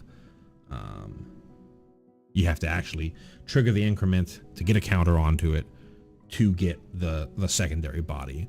But once you do get the counter onto it, the first, the quote unquote first time it dies, it just replaces itself with a creature with 1 less power and toughness, because its base power and toughness was 0/0 instead of being 1/1. All that being said, I don't know how good this card is. I don't think it's all that great.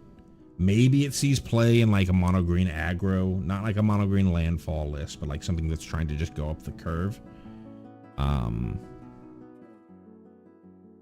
But I think it gets kind of outclassed by there was the 1 mana green card from Bloomburrow that sees a lot of play in the Rabbits decks, the Selesny Rabbits decks. I think that ends up growing significantly faster than this would ever grow. And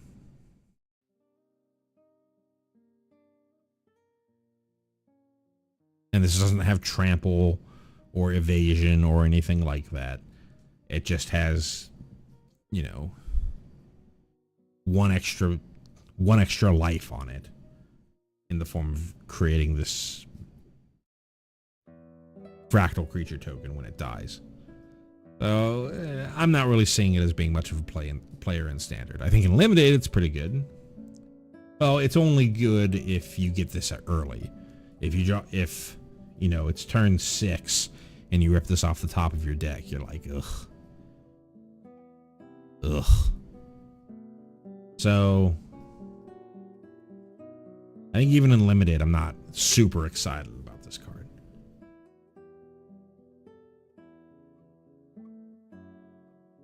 Burog Barrage for 1 and a green. We have an instant at common. Target creature you control gets +1/+0 until end of turn if you've cast another instant or sorcery spell this turn. Then it deals damage equal to its power to up to 1 target creature an opponent controls. So this is a bite or a punch, depending on what era of Magic you're from. It's not a fight where the creatures actually deal damage to each other. This is just your creature deals damage to an opponent's creature and potentially kills it. It's the same cost as Rabid Bite or Savage Punch, but it has a little bit of upside where if this is the second instant or sorcery, or just as long as it's not the first instant or sorcery spell that you cast, your creature punches a little bit above its weight. It's the green common removal. Not much else to say about this card.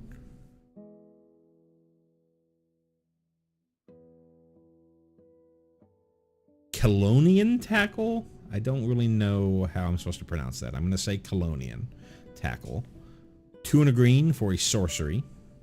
At uncommon, target creature you control gets +0/+10 until end of turn. Then it fights up to 1 target creature an opponent controls. So this is an actual fight. So your creature and your opponent's creature will actually deal damage to each other. But because it's getting +0/+10, your creature will almost certainly live through the fight.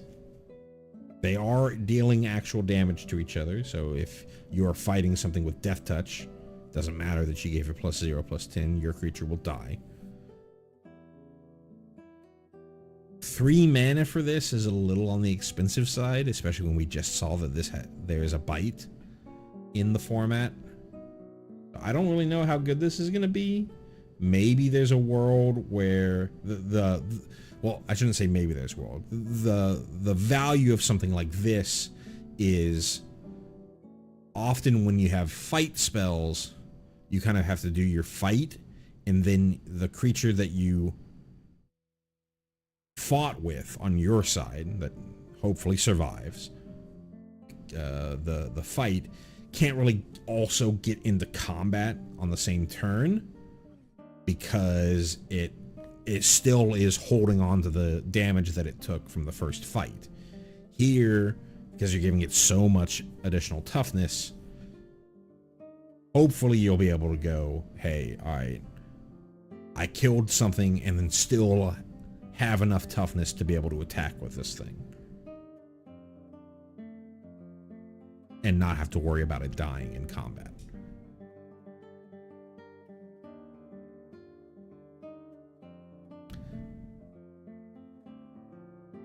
It is 3 mana though, so even with that upside, I don't really know if it's a huge pick. You know, if you're desperate for removal, this is an option.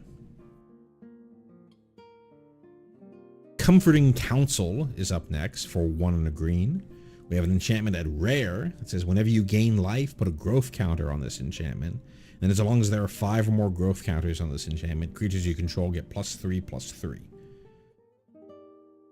So it's only whenever you gain life, you get 1 growth counter. So if you gained 5 life, you still only get 1 growth counter. So you're incentivized gaining small amounts of life at a time. It'd be much better to gain 1 life 5 times than to gain 5 life once for a card like this. And then you get +3/+3 to all your creatures, which is pretty powerful. The big problem here is if you don't get this down early, it's not as if it's paying attention to how much times you've gained life over the course of the game. It has to be on the battlefield to see the life gain to start putting on growth counters onto it. So if this is not something that you just play on turn 2, pretty difficult to get the job done with this.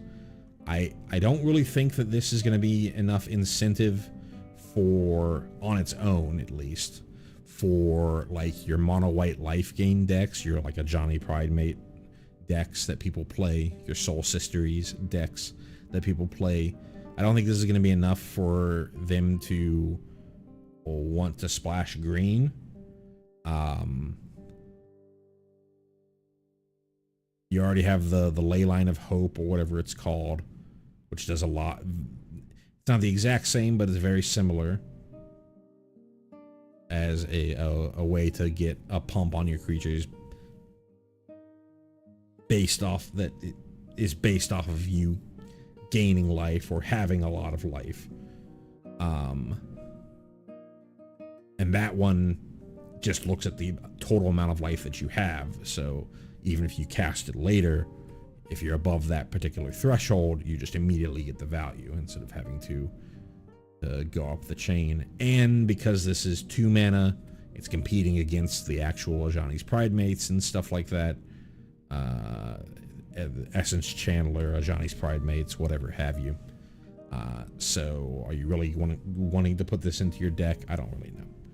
I think you run into a lot of the same problems in Limited. If this doesn't come down on turn 2, it's much, much weaker. So I think if you are in Witherbloom is the school that cares about incidental life gain. maybe you end up picking this up, but this is not that. This isn't like a pack one, pick one windmill slam, in my opinion.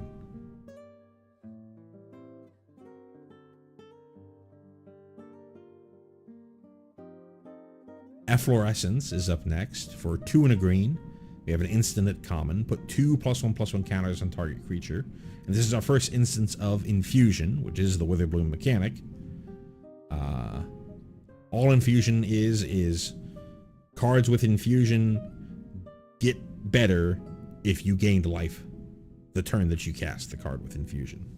Or if it's a creature, it'll gain some benefit because you gained a life. So for this one, if you gained life this turn, that creature also gains trample and indestructible until end of turn. 3 mana for this type of effect is 3 mana for 2 +1/+1 counters that you can also kind of use as like a snakeskin veil if you gained life. 3 mana is very expensive for that effect. There's Overprotect from Bloomburrow, which sees some standard play at 2 mana, but all those are like, you get the hexproof and the trample and the pump without having to jump through any hoops. This to me seems pretty unplayable, and even in limited. I think you're gonna have to be very heavy on the Witherbloom stuff, and even then I don't know how important this card might be, because you're having to hold up a lot of mana to use this to save some creature of yours. Maybe I'm supposed to think of this as just a combat trick that sticks around. Still, holding up 3 mana is rough. Emeritus of Abundance. Here's our green Emeritus. For 2 and a green, we have a creature elf druid.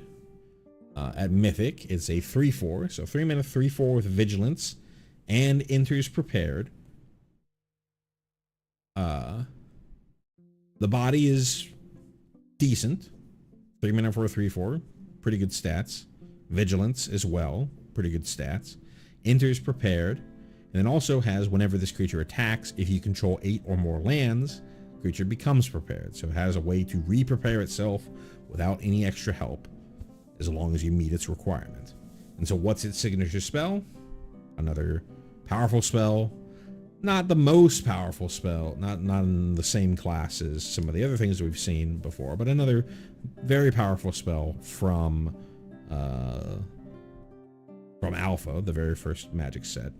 Regrowth. For 1 and a green, we have a sorcery that says return target card from your graveyard to your hand. We often get regrowth, quote-unquote, style effects in standard, but they're often return target permanent card from your graveyard to your hand. This one can get anything. It can get back instants and sorceries, it can get back lands, it can get back whatever is sitting in your graveyard. I think this card's close to being good. There are elf synergies in standard. Regrowth is a powerful effect, and like I said, the body itself is not that bad. If you are really just looking to regrowth something, you can just wait till turn 5 to play it and then immediately regrowth. Or you could just run it out as just, a decent beater. The power and toughness is the same as Sentinel of the Nameless City. And it also has vigilance like the Sentinel. So, it competes fairly well in that same mana slot, the mana cost slot. So, there are worlds where you're like, hey, I'd rather have this Emeritus of Abundance and just run it out on turn 3, and then if my opponent you know, I'm playing fetch lands, or I have some sort of self-mill synergy. My opponent has to really worry about dealing with the Emeritus first before they can deal with the other threat, because otherwise I just regrowth it. Kind of has similar feelings to that that owl, that's kind of Resto Angel owl that we saw last stream. Don't know how often you're going to be able to re-prepare this card. You have the opportunity to do so if the game goes long enough, but I wouldn't really count on re-preparing to be part of your main game plan. I think you're mostly just thinking about this as a decent body, a playable body at 3 that has regrowth attached to it. I think it's a pretty good card. And limited, I think this is a great card. Kind of fits the same lines. The body is very good for its mana cost in limited. And you'll certainly find a way to use regrowth in limited. To recur a threat, to get back card draw, to get back removal, whatever have you. Emil, Vastland's Roamer, is up next. For 2 and a green, we have a legendary creature, Elf Druid at uncommon. It is a 3/3, so 3/3 for 3. Alright stat line. It doesn't have anything else going on with it, so only okay. Creatures you control with +1/+1 counters on them have trample. And then for 4 and a green, you can tap it to create a 0/0 green and blue fractal creature token. Put X +1/+1 counters on it, where X is the number of differently named lands you control. This is almost, I talked about it before, this is almost certainly just, we're trying to inject Pauper Commanders into the Magic the Gathering landscape. This doesn't really work with basically anything going on in the set. You know, things, I shouldn't say that. Quandrix does have a little bit of a +1/+1 counter theme, and you know you are making fractals, so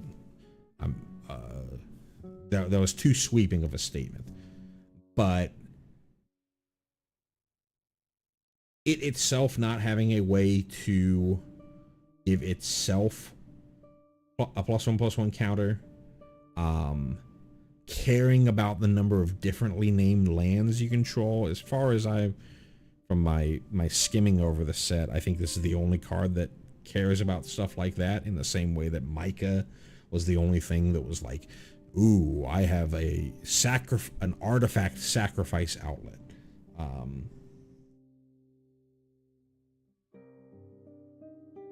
Like, I don't really think that you're going to be able to get this thing to get Emil to create big fractals in limited.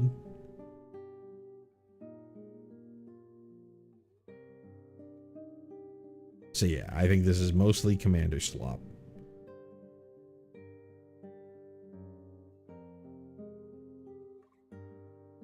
Environmental Scientist. For 1 and a green, we have a creature, Human Druid at uncommon. It is a 2/2 that when this enters, search your library for basic land card, reveal it, put it into your hand, then shuffle. This is a play on the card Environmental Science, which was one of those lessons that we talked about when we spoke about lessons earlier in the stream. This is one of those staple lessons that people had in their learn board, their lesson board, however they wanted to describe it. Did the same thing that this card does on ETB, but I think it gained you 2 life. Whereas this one is attached to a bear, a 2/2 body. Which I think is probably better.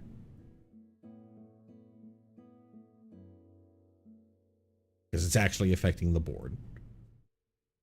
So yeah. Helps you mana fix. Affects the board.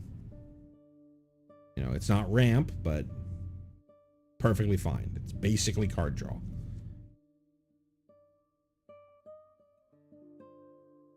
Follow the Lumerets is up next. I assume these little frog bugs are Lumerets. For 1 and a green, we have a sorcery at common. It has infusion. Look at the top 4 cards of your library. You may reveal a creature or land card from among them and put it into your hand. If you gained life this turn, you may instead reveal 2 creature and or land cards from among them and put them into your hand. Put the rest in the bottom of your library in a random order. So 2 mana, look at the top 4 and pick a creature or land. That's not terrible. And then if you just happen to gain incidental life, 2 mana, look at the top 4, get 2 things. 2 creatures, 2 lands, or a creature and a land. Not terrible. Not terrible at all. Sorcery speed is a little annoying, but we are dealing in green instead of dealing in blue. So not getting an instant. Not terrible at all. Don't really think that this is going to see standard play, but certainly fine and limited. Germination Practicum is our green paradigm card of the cycle. For 3 green, we have a sorcery lesson at Mythic. It says put 2 +1/+1 counters on each creature you control, and then it has paradigm. I think of the paradigm cards, this might be the most playable. I shouldn't say that. Well, there was the black one as well, the one that like sign in blooded every turn. Was potentially playable in like a slow control list. This one, 5 mana for all your creatures get permanent +2/+2. And then you get to keep recasting it. It's going to end the game pretty quickly. I think the biggest problem with a card like this is green's just doing better things than this at the moment. So I don't know. I don't really know. I think that almost all of these paradigm cards are mostly just commander slop. It's stuff that you're going to put into a format that lasts in turns.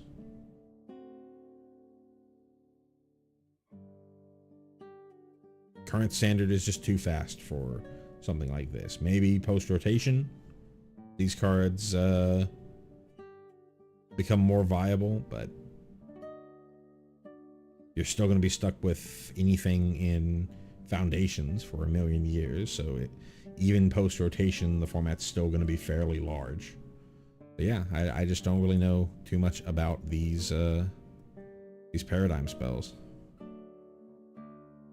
Not much else to say here. Well, from limited, I think this is a pretty high pick. This is going to end the game very quickly. So I do think that this is better than a lot of the ones we've seen from a limited perspective. 5 mana is much more reasonable to cast than something like 7 mana. And this is your board is just going to get way too big for your opponent very quickly. So I do think that this is a pretty high pick in limited, but I think it's just too slow in standard.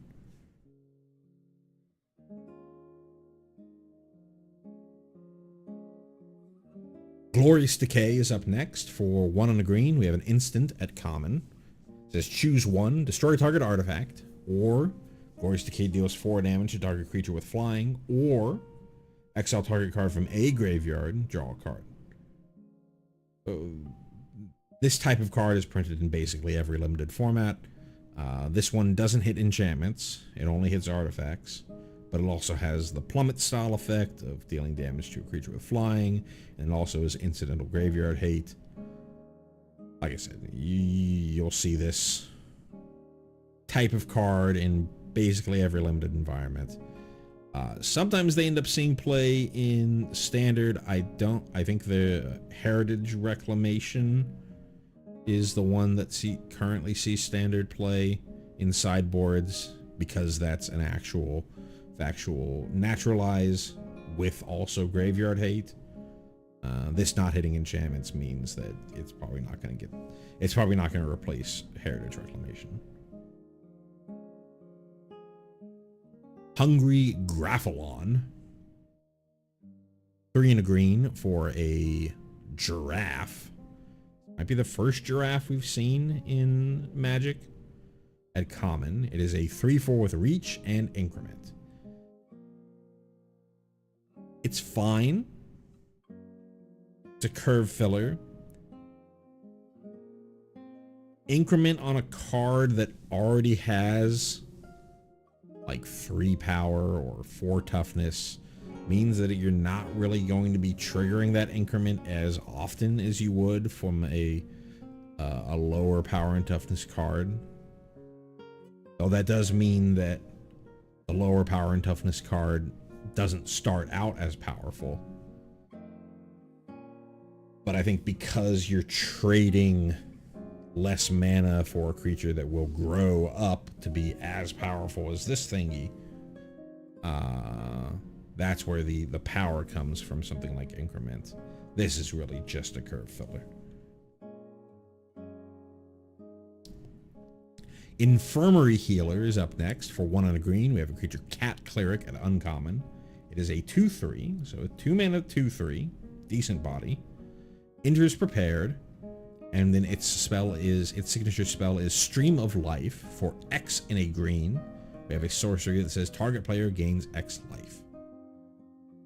So this is one of those glue cards, or cards that fit into multiple archetypes. Quandrix cares about some Quandrix cards care about whether you cast something with X in the casting cost. Witherbloom cares about if you've gained some life. If you're trying to go 3 color, the X spells are a decent way to trigger the 5 mana cost for something like Opus. So the body is pretty good, enters prepared, works in a number of different archetypes. I think this is a pretty good pick. I don't know if it's like a high pick, but it's something that you can slot into many different decks in limited. Lumerit's Favor is up next. For 1 and a green, we have an instant at uncommon. Target creature gets +2/+4 until end of turn. Interesting. Titanic Growth is something similar to this, which would be +4/+4, but Titanic Growth is sorcery speed.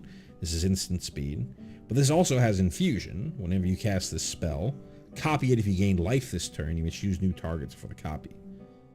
This is a pretty good combat trick. Makes it so that either, you can if you gained life, you can double up on something to make this very big threat that's very unlikely to die. You can spread out the 2 copies across 2 different things. Very good defensively.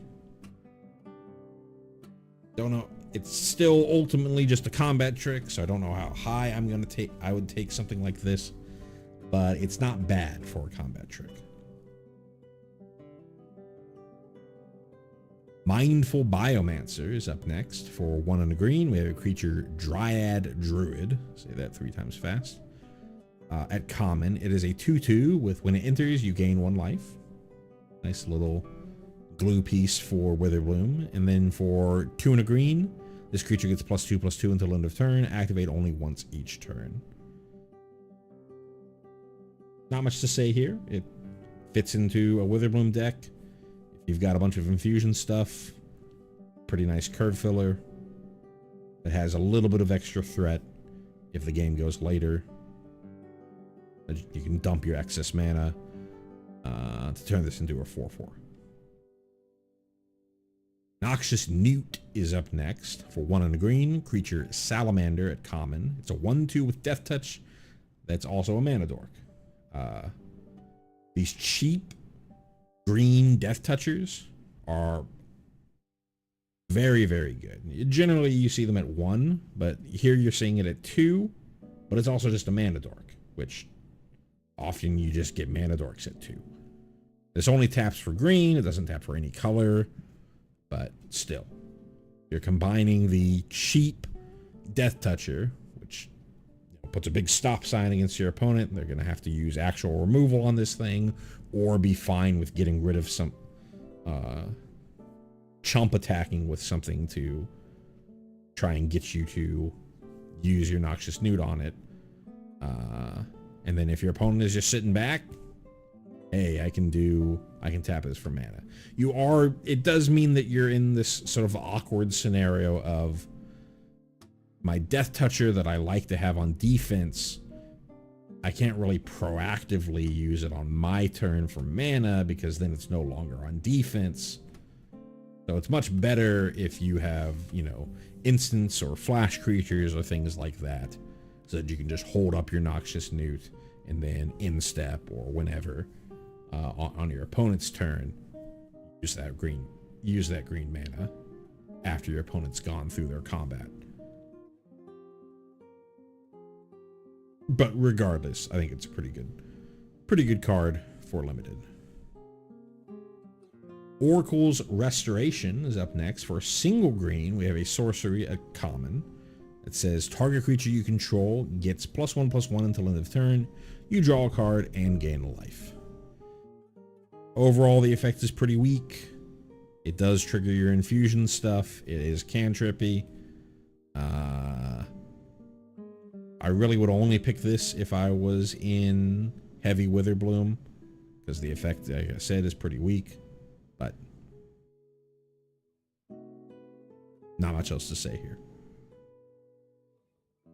Pest Brood Sloth is up next. Ugly looking dude. For 3 and a green, we have a creature Plant Sloth at uncommon. It is a 4/4 with reach. 4 mana for a 4/4 reach. Pretty good body for its stats.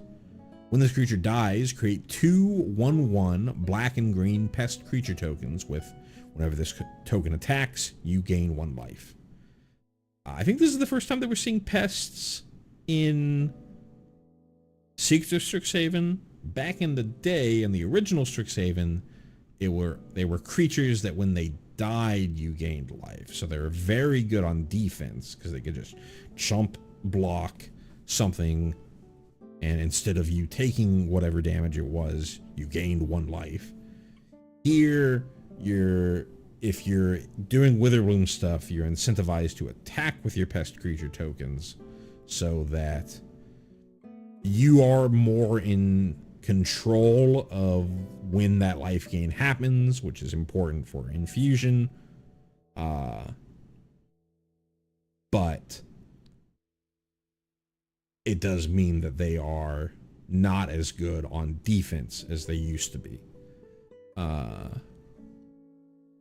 Still, I think this card's pretty good. 4 mana for a 4/4 reach. Pretty good blocker. Even a pretty good attacker. Dies, still creates 2 bodies that start triggering your infusion. Or just chump block.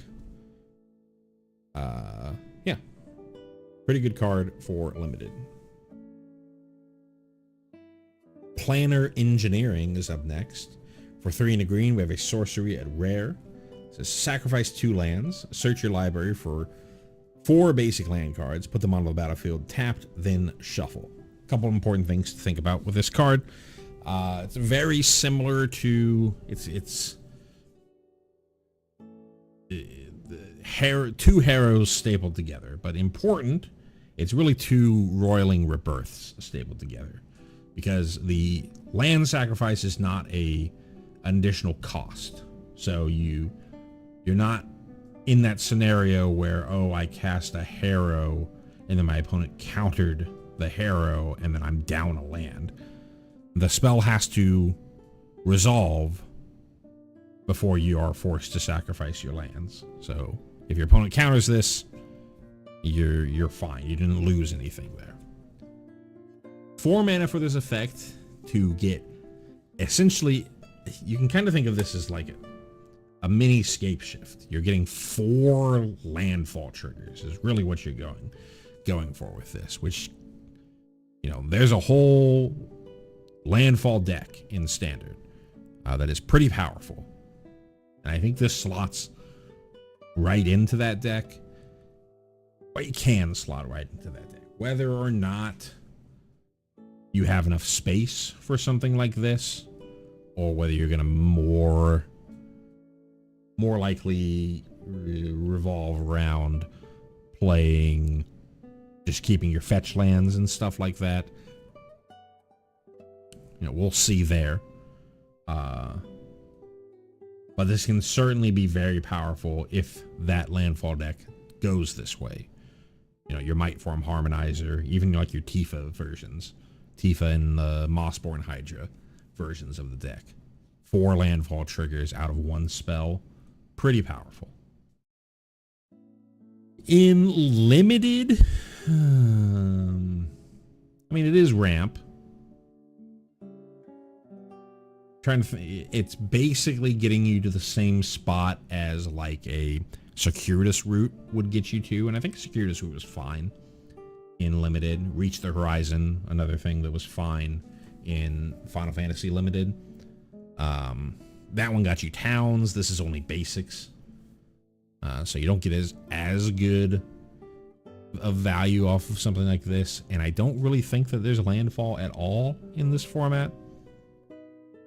So it's probably just fine, but you're not there's no like broken thing going on in the set for planar engineering in the limited environment.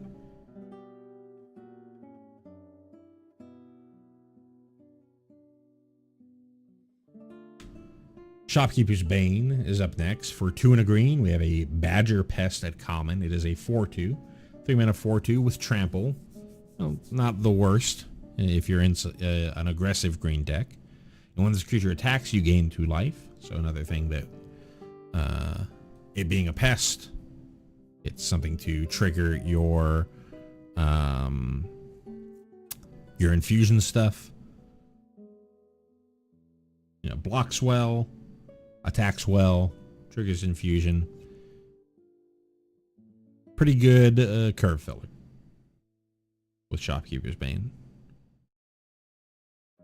Slumbering Trudge. For X and a green, we have a creature plant beast at rare. It is a 6/6. You can pay X is equal to 0 and get a 1 mana 6/6. Gotta be a downside, and there certainly is. When this creature enters with a number of stun counters on it equal to 3 minus X. If it entered with a stun counter on it, tap it. So if you do just pay X for this, and it's, say you have this in your opening hand and you go Forest, Slumbering Trudge, you wouldn't be able to attack with this until turn 2. It enters tapped. Turn 2, you remove a stun counter. Turn 3, you remove a stun counter. Turn 4, you remove a stun counter. You won't be able to attack with this until turn 5. Well, what if X is equal to 3? It costs 3 and a green for 6/6 that you won't be able to attack with until turn 5. So unless you've got shenanigans going on where you can attempt to untap it early, or you have ways to remove counters from this card, there certainly are. Heartless Act is one of them that's in standard right now. This is just kind of this is really just like a 4-drop. That's a 6/6 with no other text on it.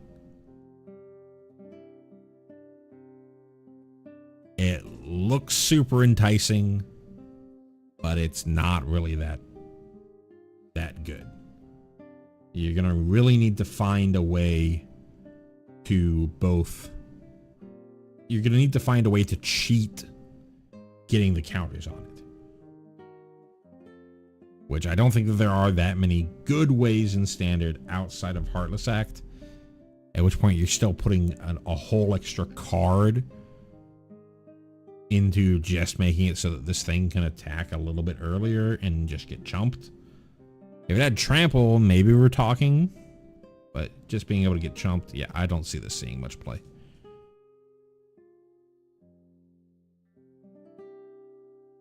Snarl Song is up next for 5 and a green. We have a sorcery at uncommon. This has Converge. Create 2/0/0 green and blue fractal creature tokens. Put X +1/+1 counters on each of them, and you gain X life, where X is the number of colors of mana spent to cast this spell. 6 mana for, again, whenever we're thinking about Converge, let's think about at least 3 colors.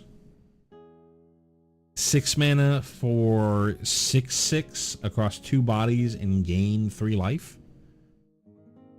That's not terrible.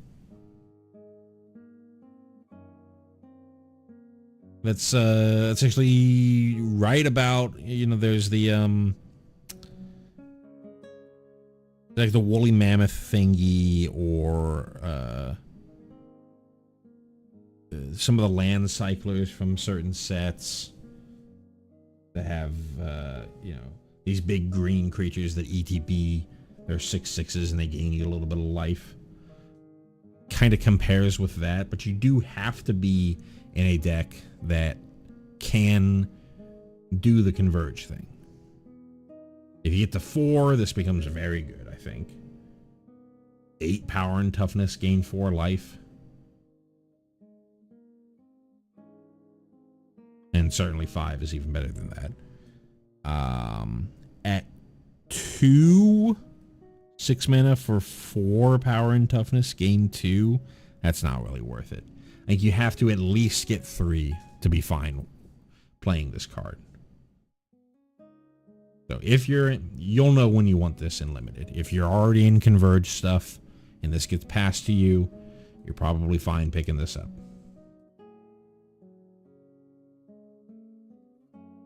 But don't try and play this in a 2-color deck. Studious First Year. For a single green, we have a creature Bear Wizard at common. It is a 1/1 that enters prepared, and its signature spell is Literal Rampant Growth. For 1 and a green, we have a sorcery. Search your library for basic land card, put it onto the battlefield, tap, then shuffle. Pretty good card. No, if we didn't have Shared Roots from Avatar, this would be, you know, a huge inclusion into Standard. Because we have Shared Roots, it's not as important of an inclusion, but it's still good, and it's still pretty good in limited. If you can get, you know, especially if you can get this on turn 1, you have access to actual factual rampant growth, and it's very unlikely that your opponent's going to be able to deal with this before you get to cast your rampant growth. And worst case scenario is you go turn 3, play this, immediately cast the rampant growth. Again, because it's entering prepared, it's not a trigger. Your opponent doesn't have priority to be able to shoot it before you cast the rampant growth.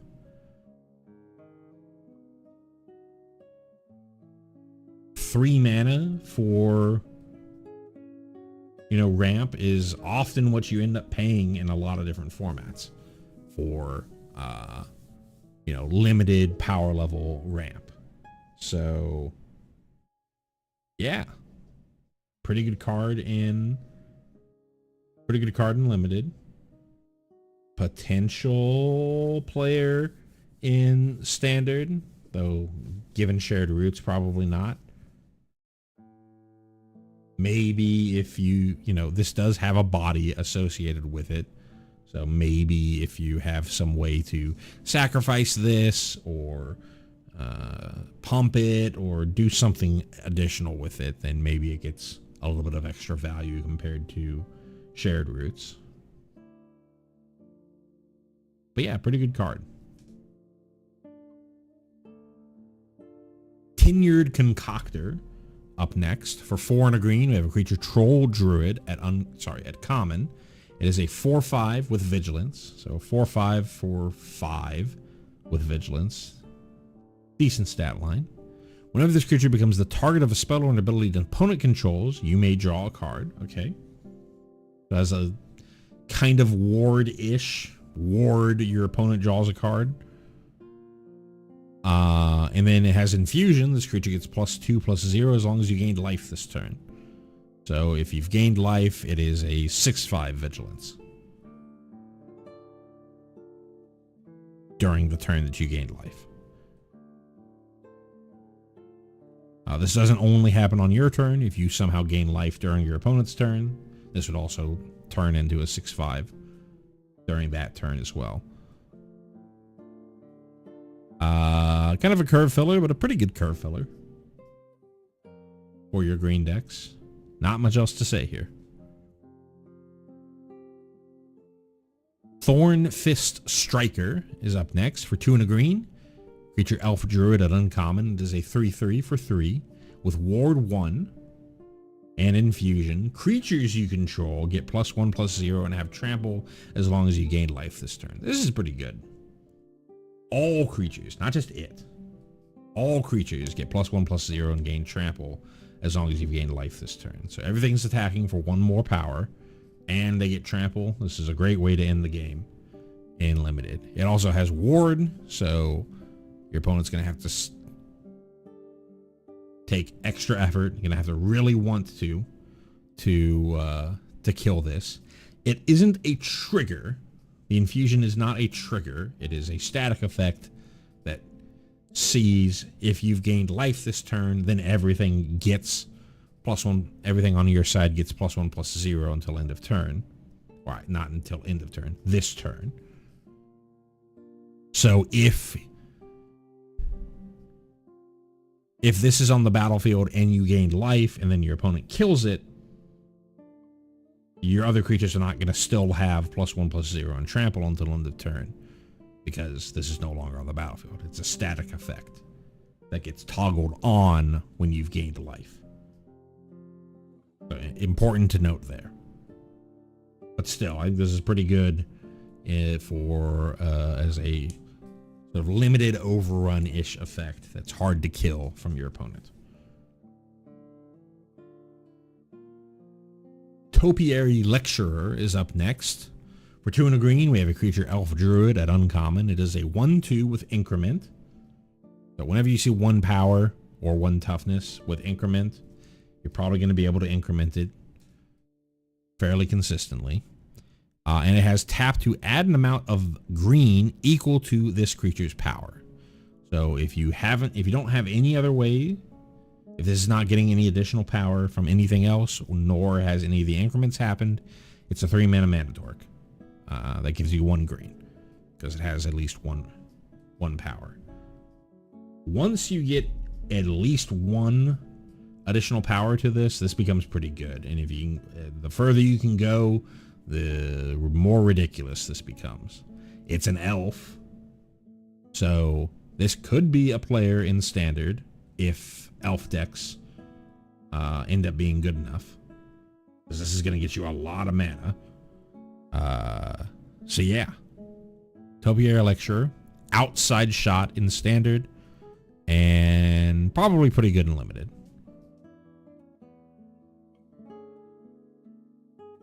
Vastland Scavenger is up next. For 1 green, we have a Bear Druid at rare. It is a 4/4 with Death Touch that enters prepared. So 3 mana 4/4 with Death Touch, pretty good stat line. Being a 4/4 already, you see this often. It's like, why do you have Death Touch to something like this? It's just to make sure that it's going to trade with whatever. And then its signature spell is Bind to Life. For 4 and a green, we have an instant that says mill 7 cards, then put a creature card from among them onto the battlefield. So among the 7 that were milled. Um, pretty good. A little more expensive than Zombify or Superior Spider-Man or whatever, but it is instant speed, and it is something that's coming attached to a 3-mana 4/4 with Death Touch. So I think this has shot to be a player in Standard in some sort of mono green aggressive deck.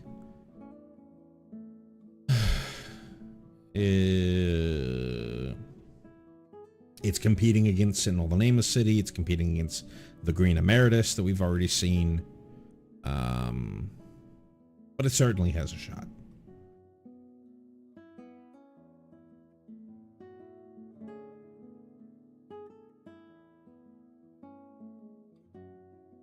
You mill over a Crater of Behemoth. You mill over the whatever the dinosaur that gains life and draws a card, and when it dies creates a token copy of itself. Stuff like that. All pretty powerful effects with Vasculine Scavenger. Wild Hypothesis is up next. For X in a green, we have a sorcery at common that says, create a 0/0 green and blue fractal creature token, put X +1/+1 counters on it, and surveil 2. In a pinch, X can be equal to 0, and if you're just looking to surveil 2, you can. Pretty weak on that end. Along the curve, this is always going to be 1 power and toughness less than the amount of mana that you spent to cast it.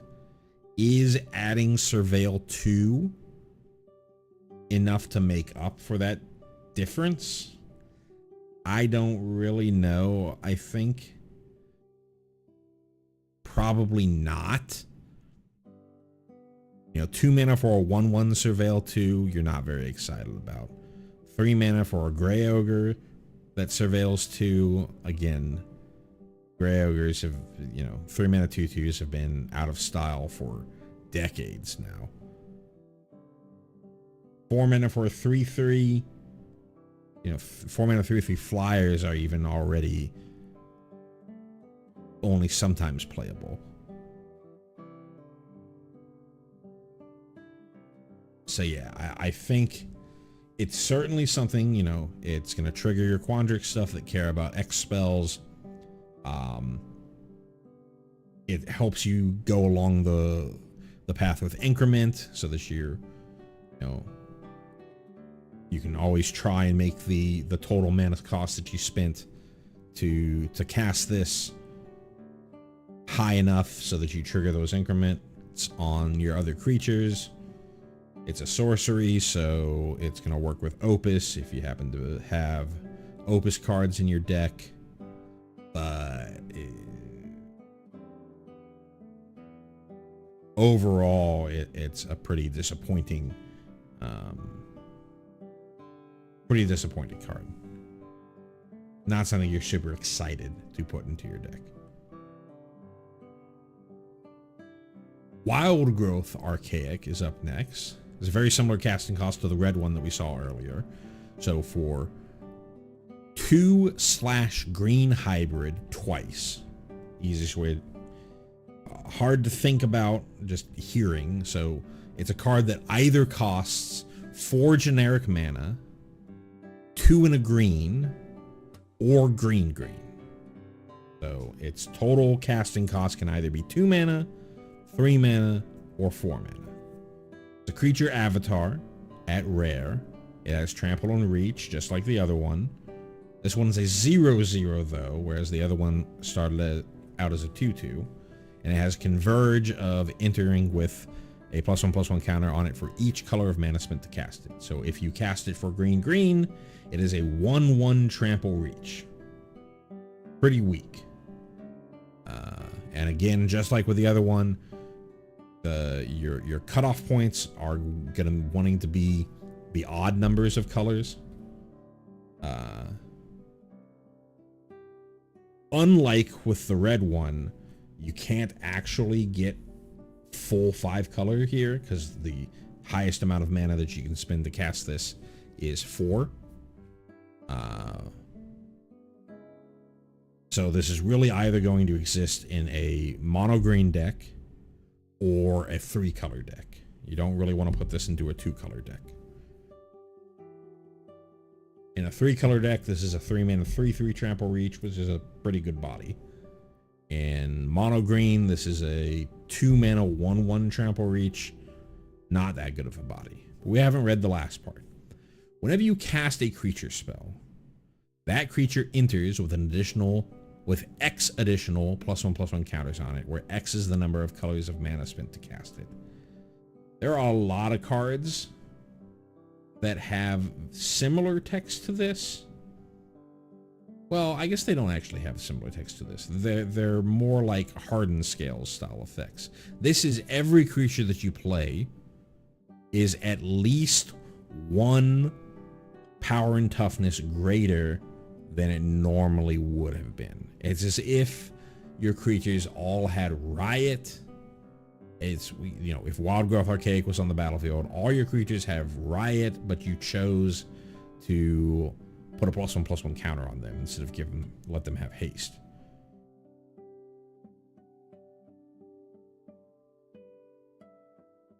I think this, unlike the red one, which I think ended up, in my opinion, evaluated as pretty good in a mono red deck, I think this card you're really wanting to put into like a 3 color aggro deck. Something that can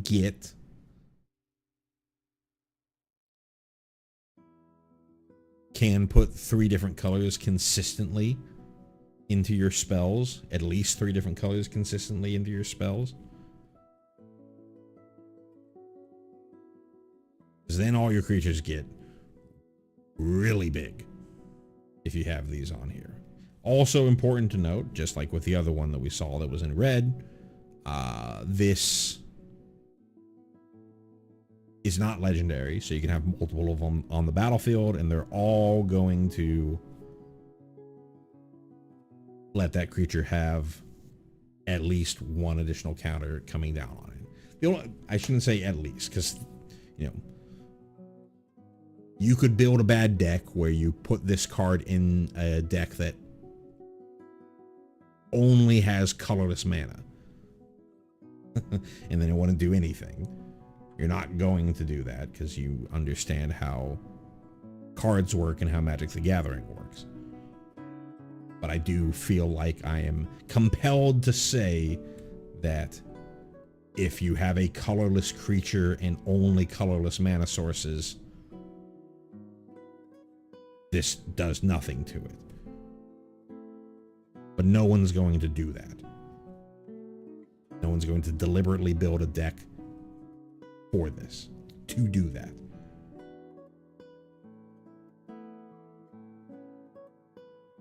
I think this is a little weaker than the red one, but it also can just see play. And then in limited, I think this is like the red one, a windmill slam.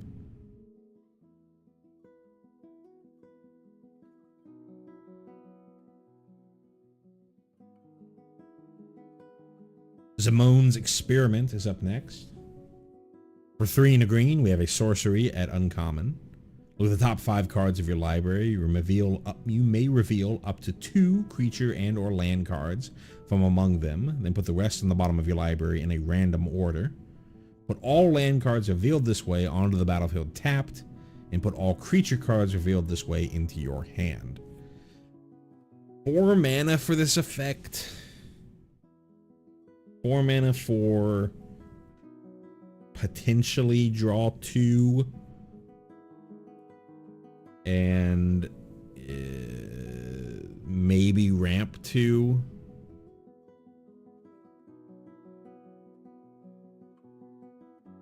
I feel like if you're just looking for ramp at 4 mana, you have a lot of other things that are guaranteed to get you 2 lands. This is any land, so you do have a little bit of value over something like a, Reach the Horizon, Circuitous Route, something like that. Because you can get non-basic duels with this. But you could also just whiff, which is way worse. But this also has the flexibility of, if you aren't needing to ramp, this can be card draw, but you're in that scenario where, it's the game that you play with things like United Battlefront and Collected Company, where it's like you have to have a certain number of cards of these specific types to make it so that you can consistently hit 2 of them. I think overall this is pretty bad. It's fine in limited, but I don't think it's going to see play in standard. The worst case, the bad case, is just too bad for a card like this.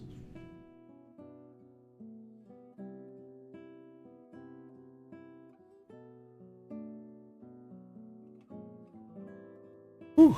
And we're on to our multicolor, and I think we're going to call it here.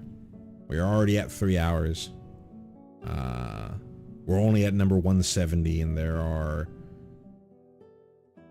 well into the 200 cards. So we're probably through 2/3 of the set. We still have the rest of this, and then I do want to talk about all of the Mystical Archive cards as well. So probably have 2 more streams worth of card evaluation to go through.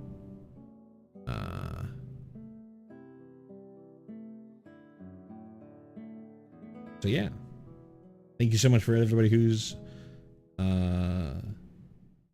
joined around. Anybody, whether you've chatted in the chat or whether you've just been lurking, or whether you watch the VOD later, I appreciate you no matter what.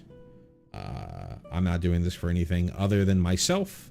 I enjoy talking about Magic the Gathering cards. I enjoy evaluating cards. I enjoy thinking about whether I got the things right or whether I got the evaluation wrong. And I like putting my money where my mouth is by recording it. So that's why I do this. But I appreciate you for joining me along the ride. I'll be back whenever I'm back. Like I said, I've got no monetary incentive to be on time or do it on a particular time. I'm doing this just for me. So it might be tomorrow. It might be in a week. Probably not in a week. I'll probably be done with the whole thing within a week. But when I decide to fire up, if you're wanting to join up, you can always check my socials. Prog Reborn on X. You can join the Discord to get notifications. You can subscribe to the stream. Hit that bell, however you want to say it, to know the next time that I fire it back up. That's going to be it from me. Thank you so much for watching, and I will see you the next time.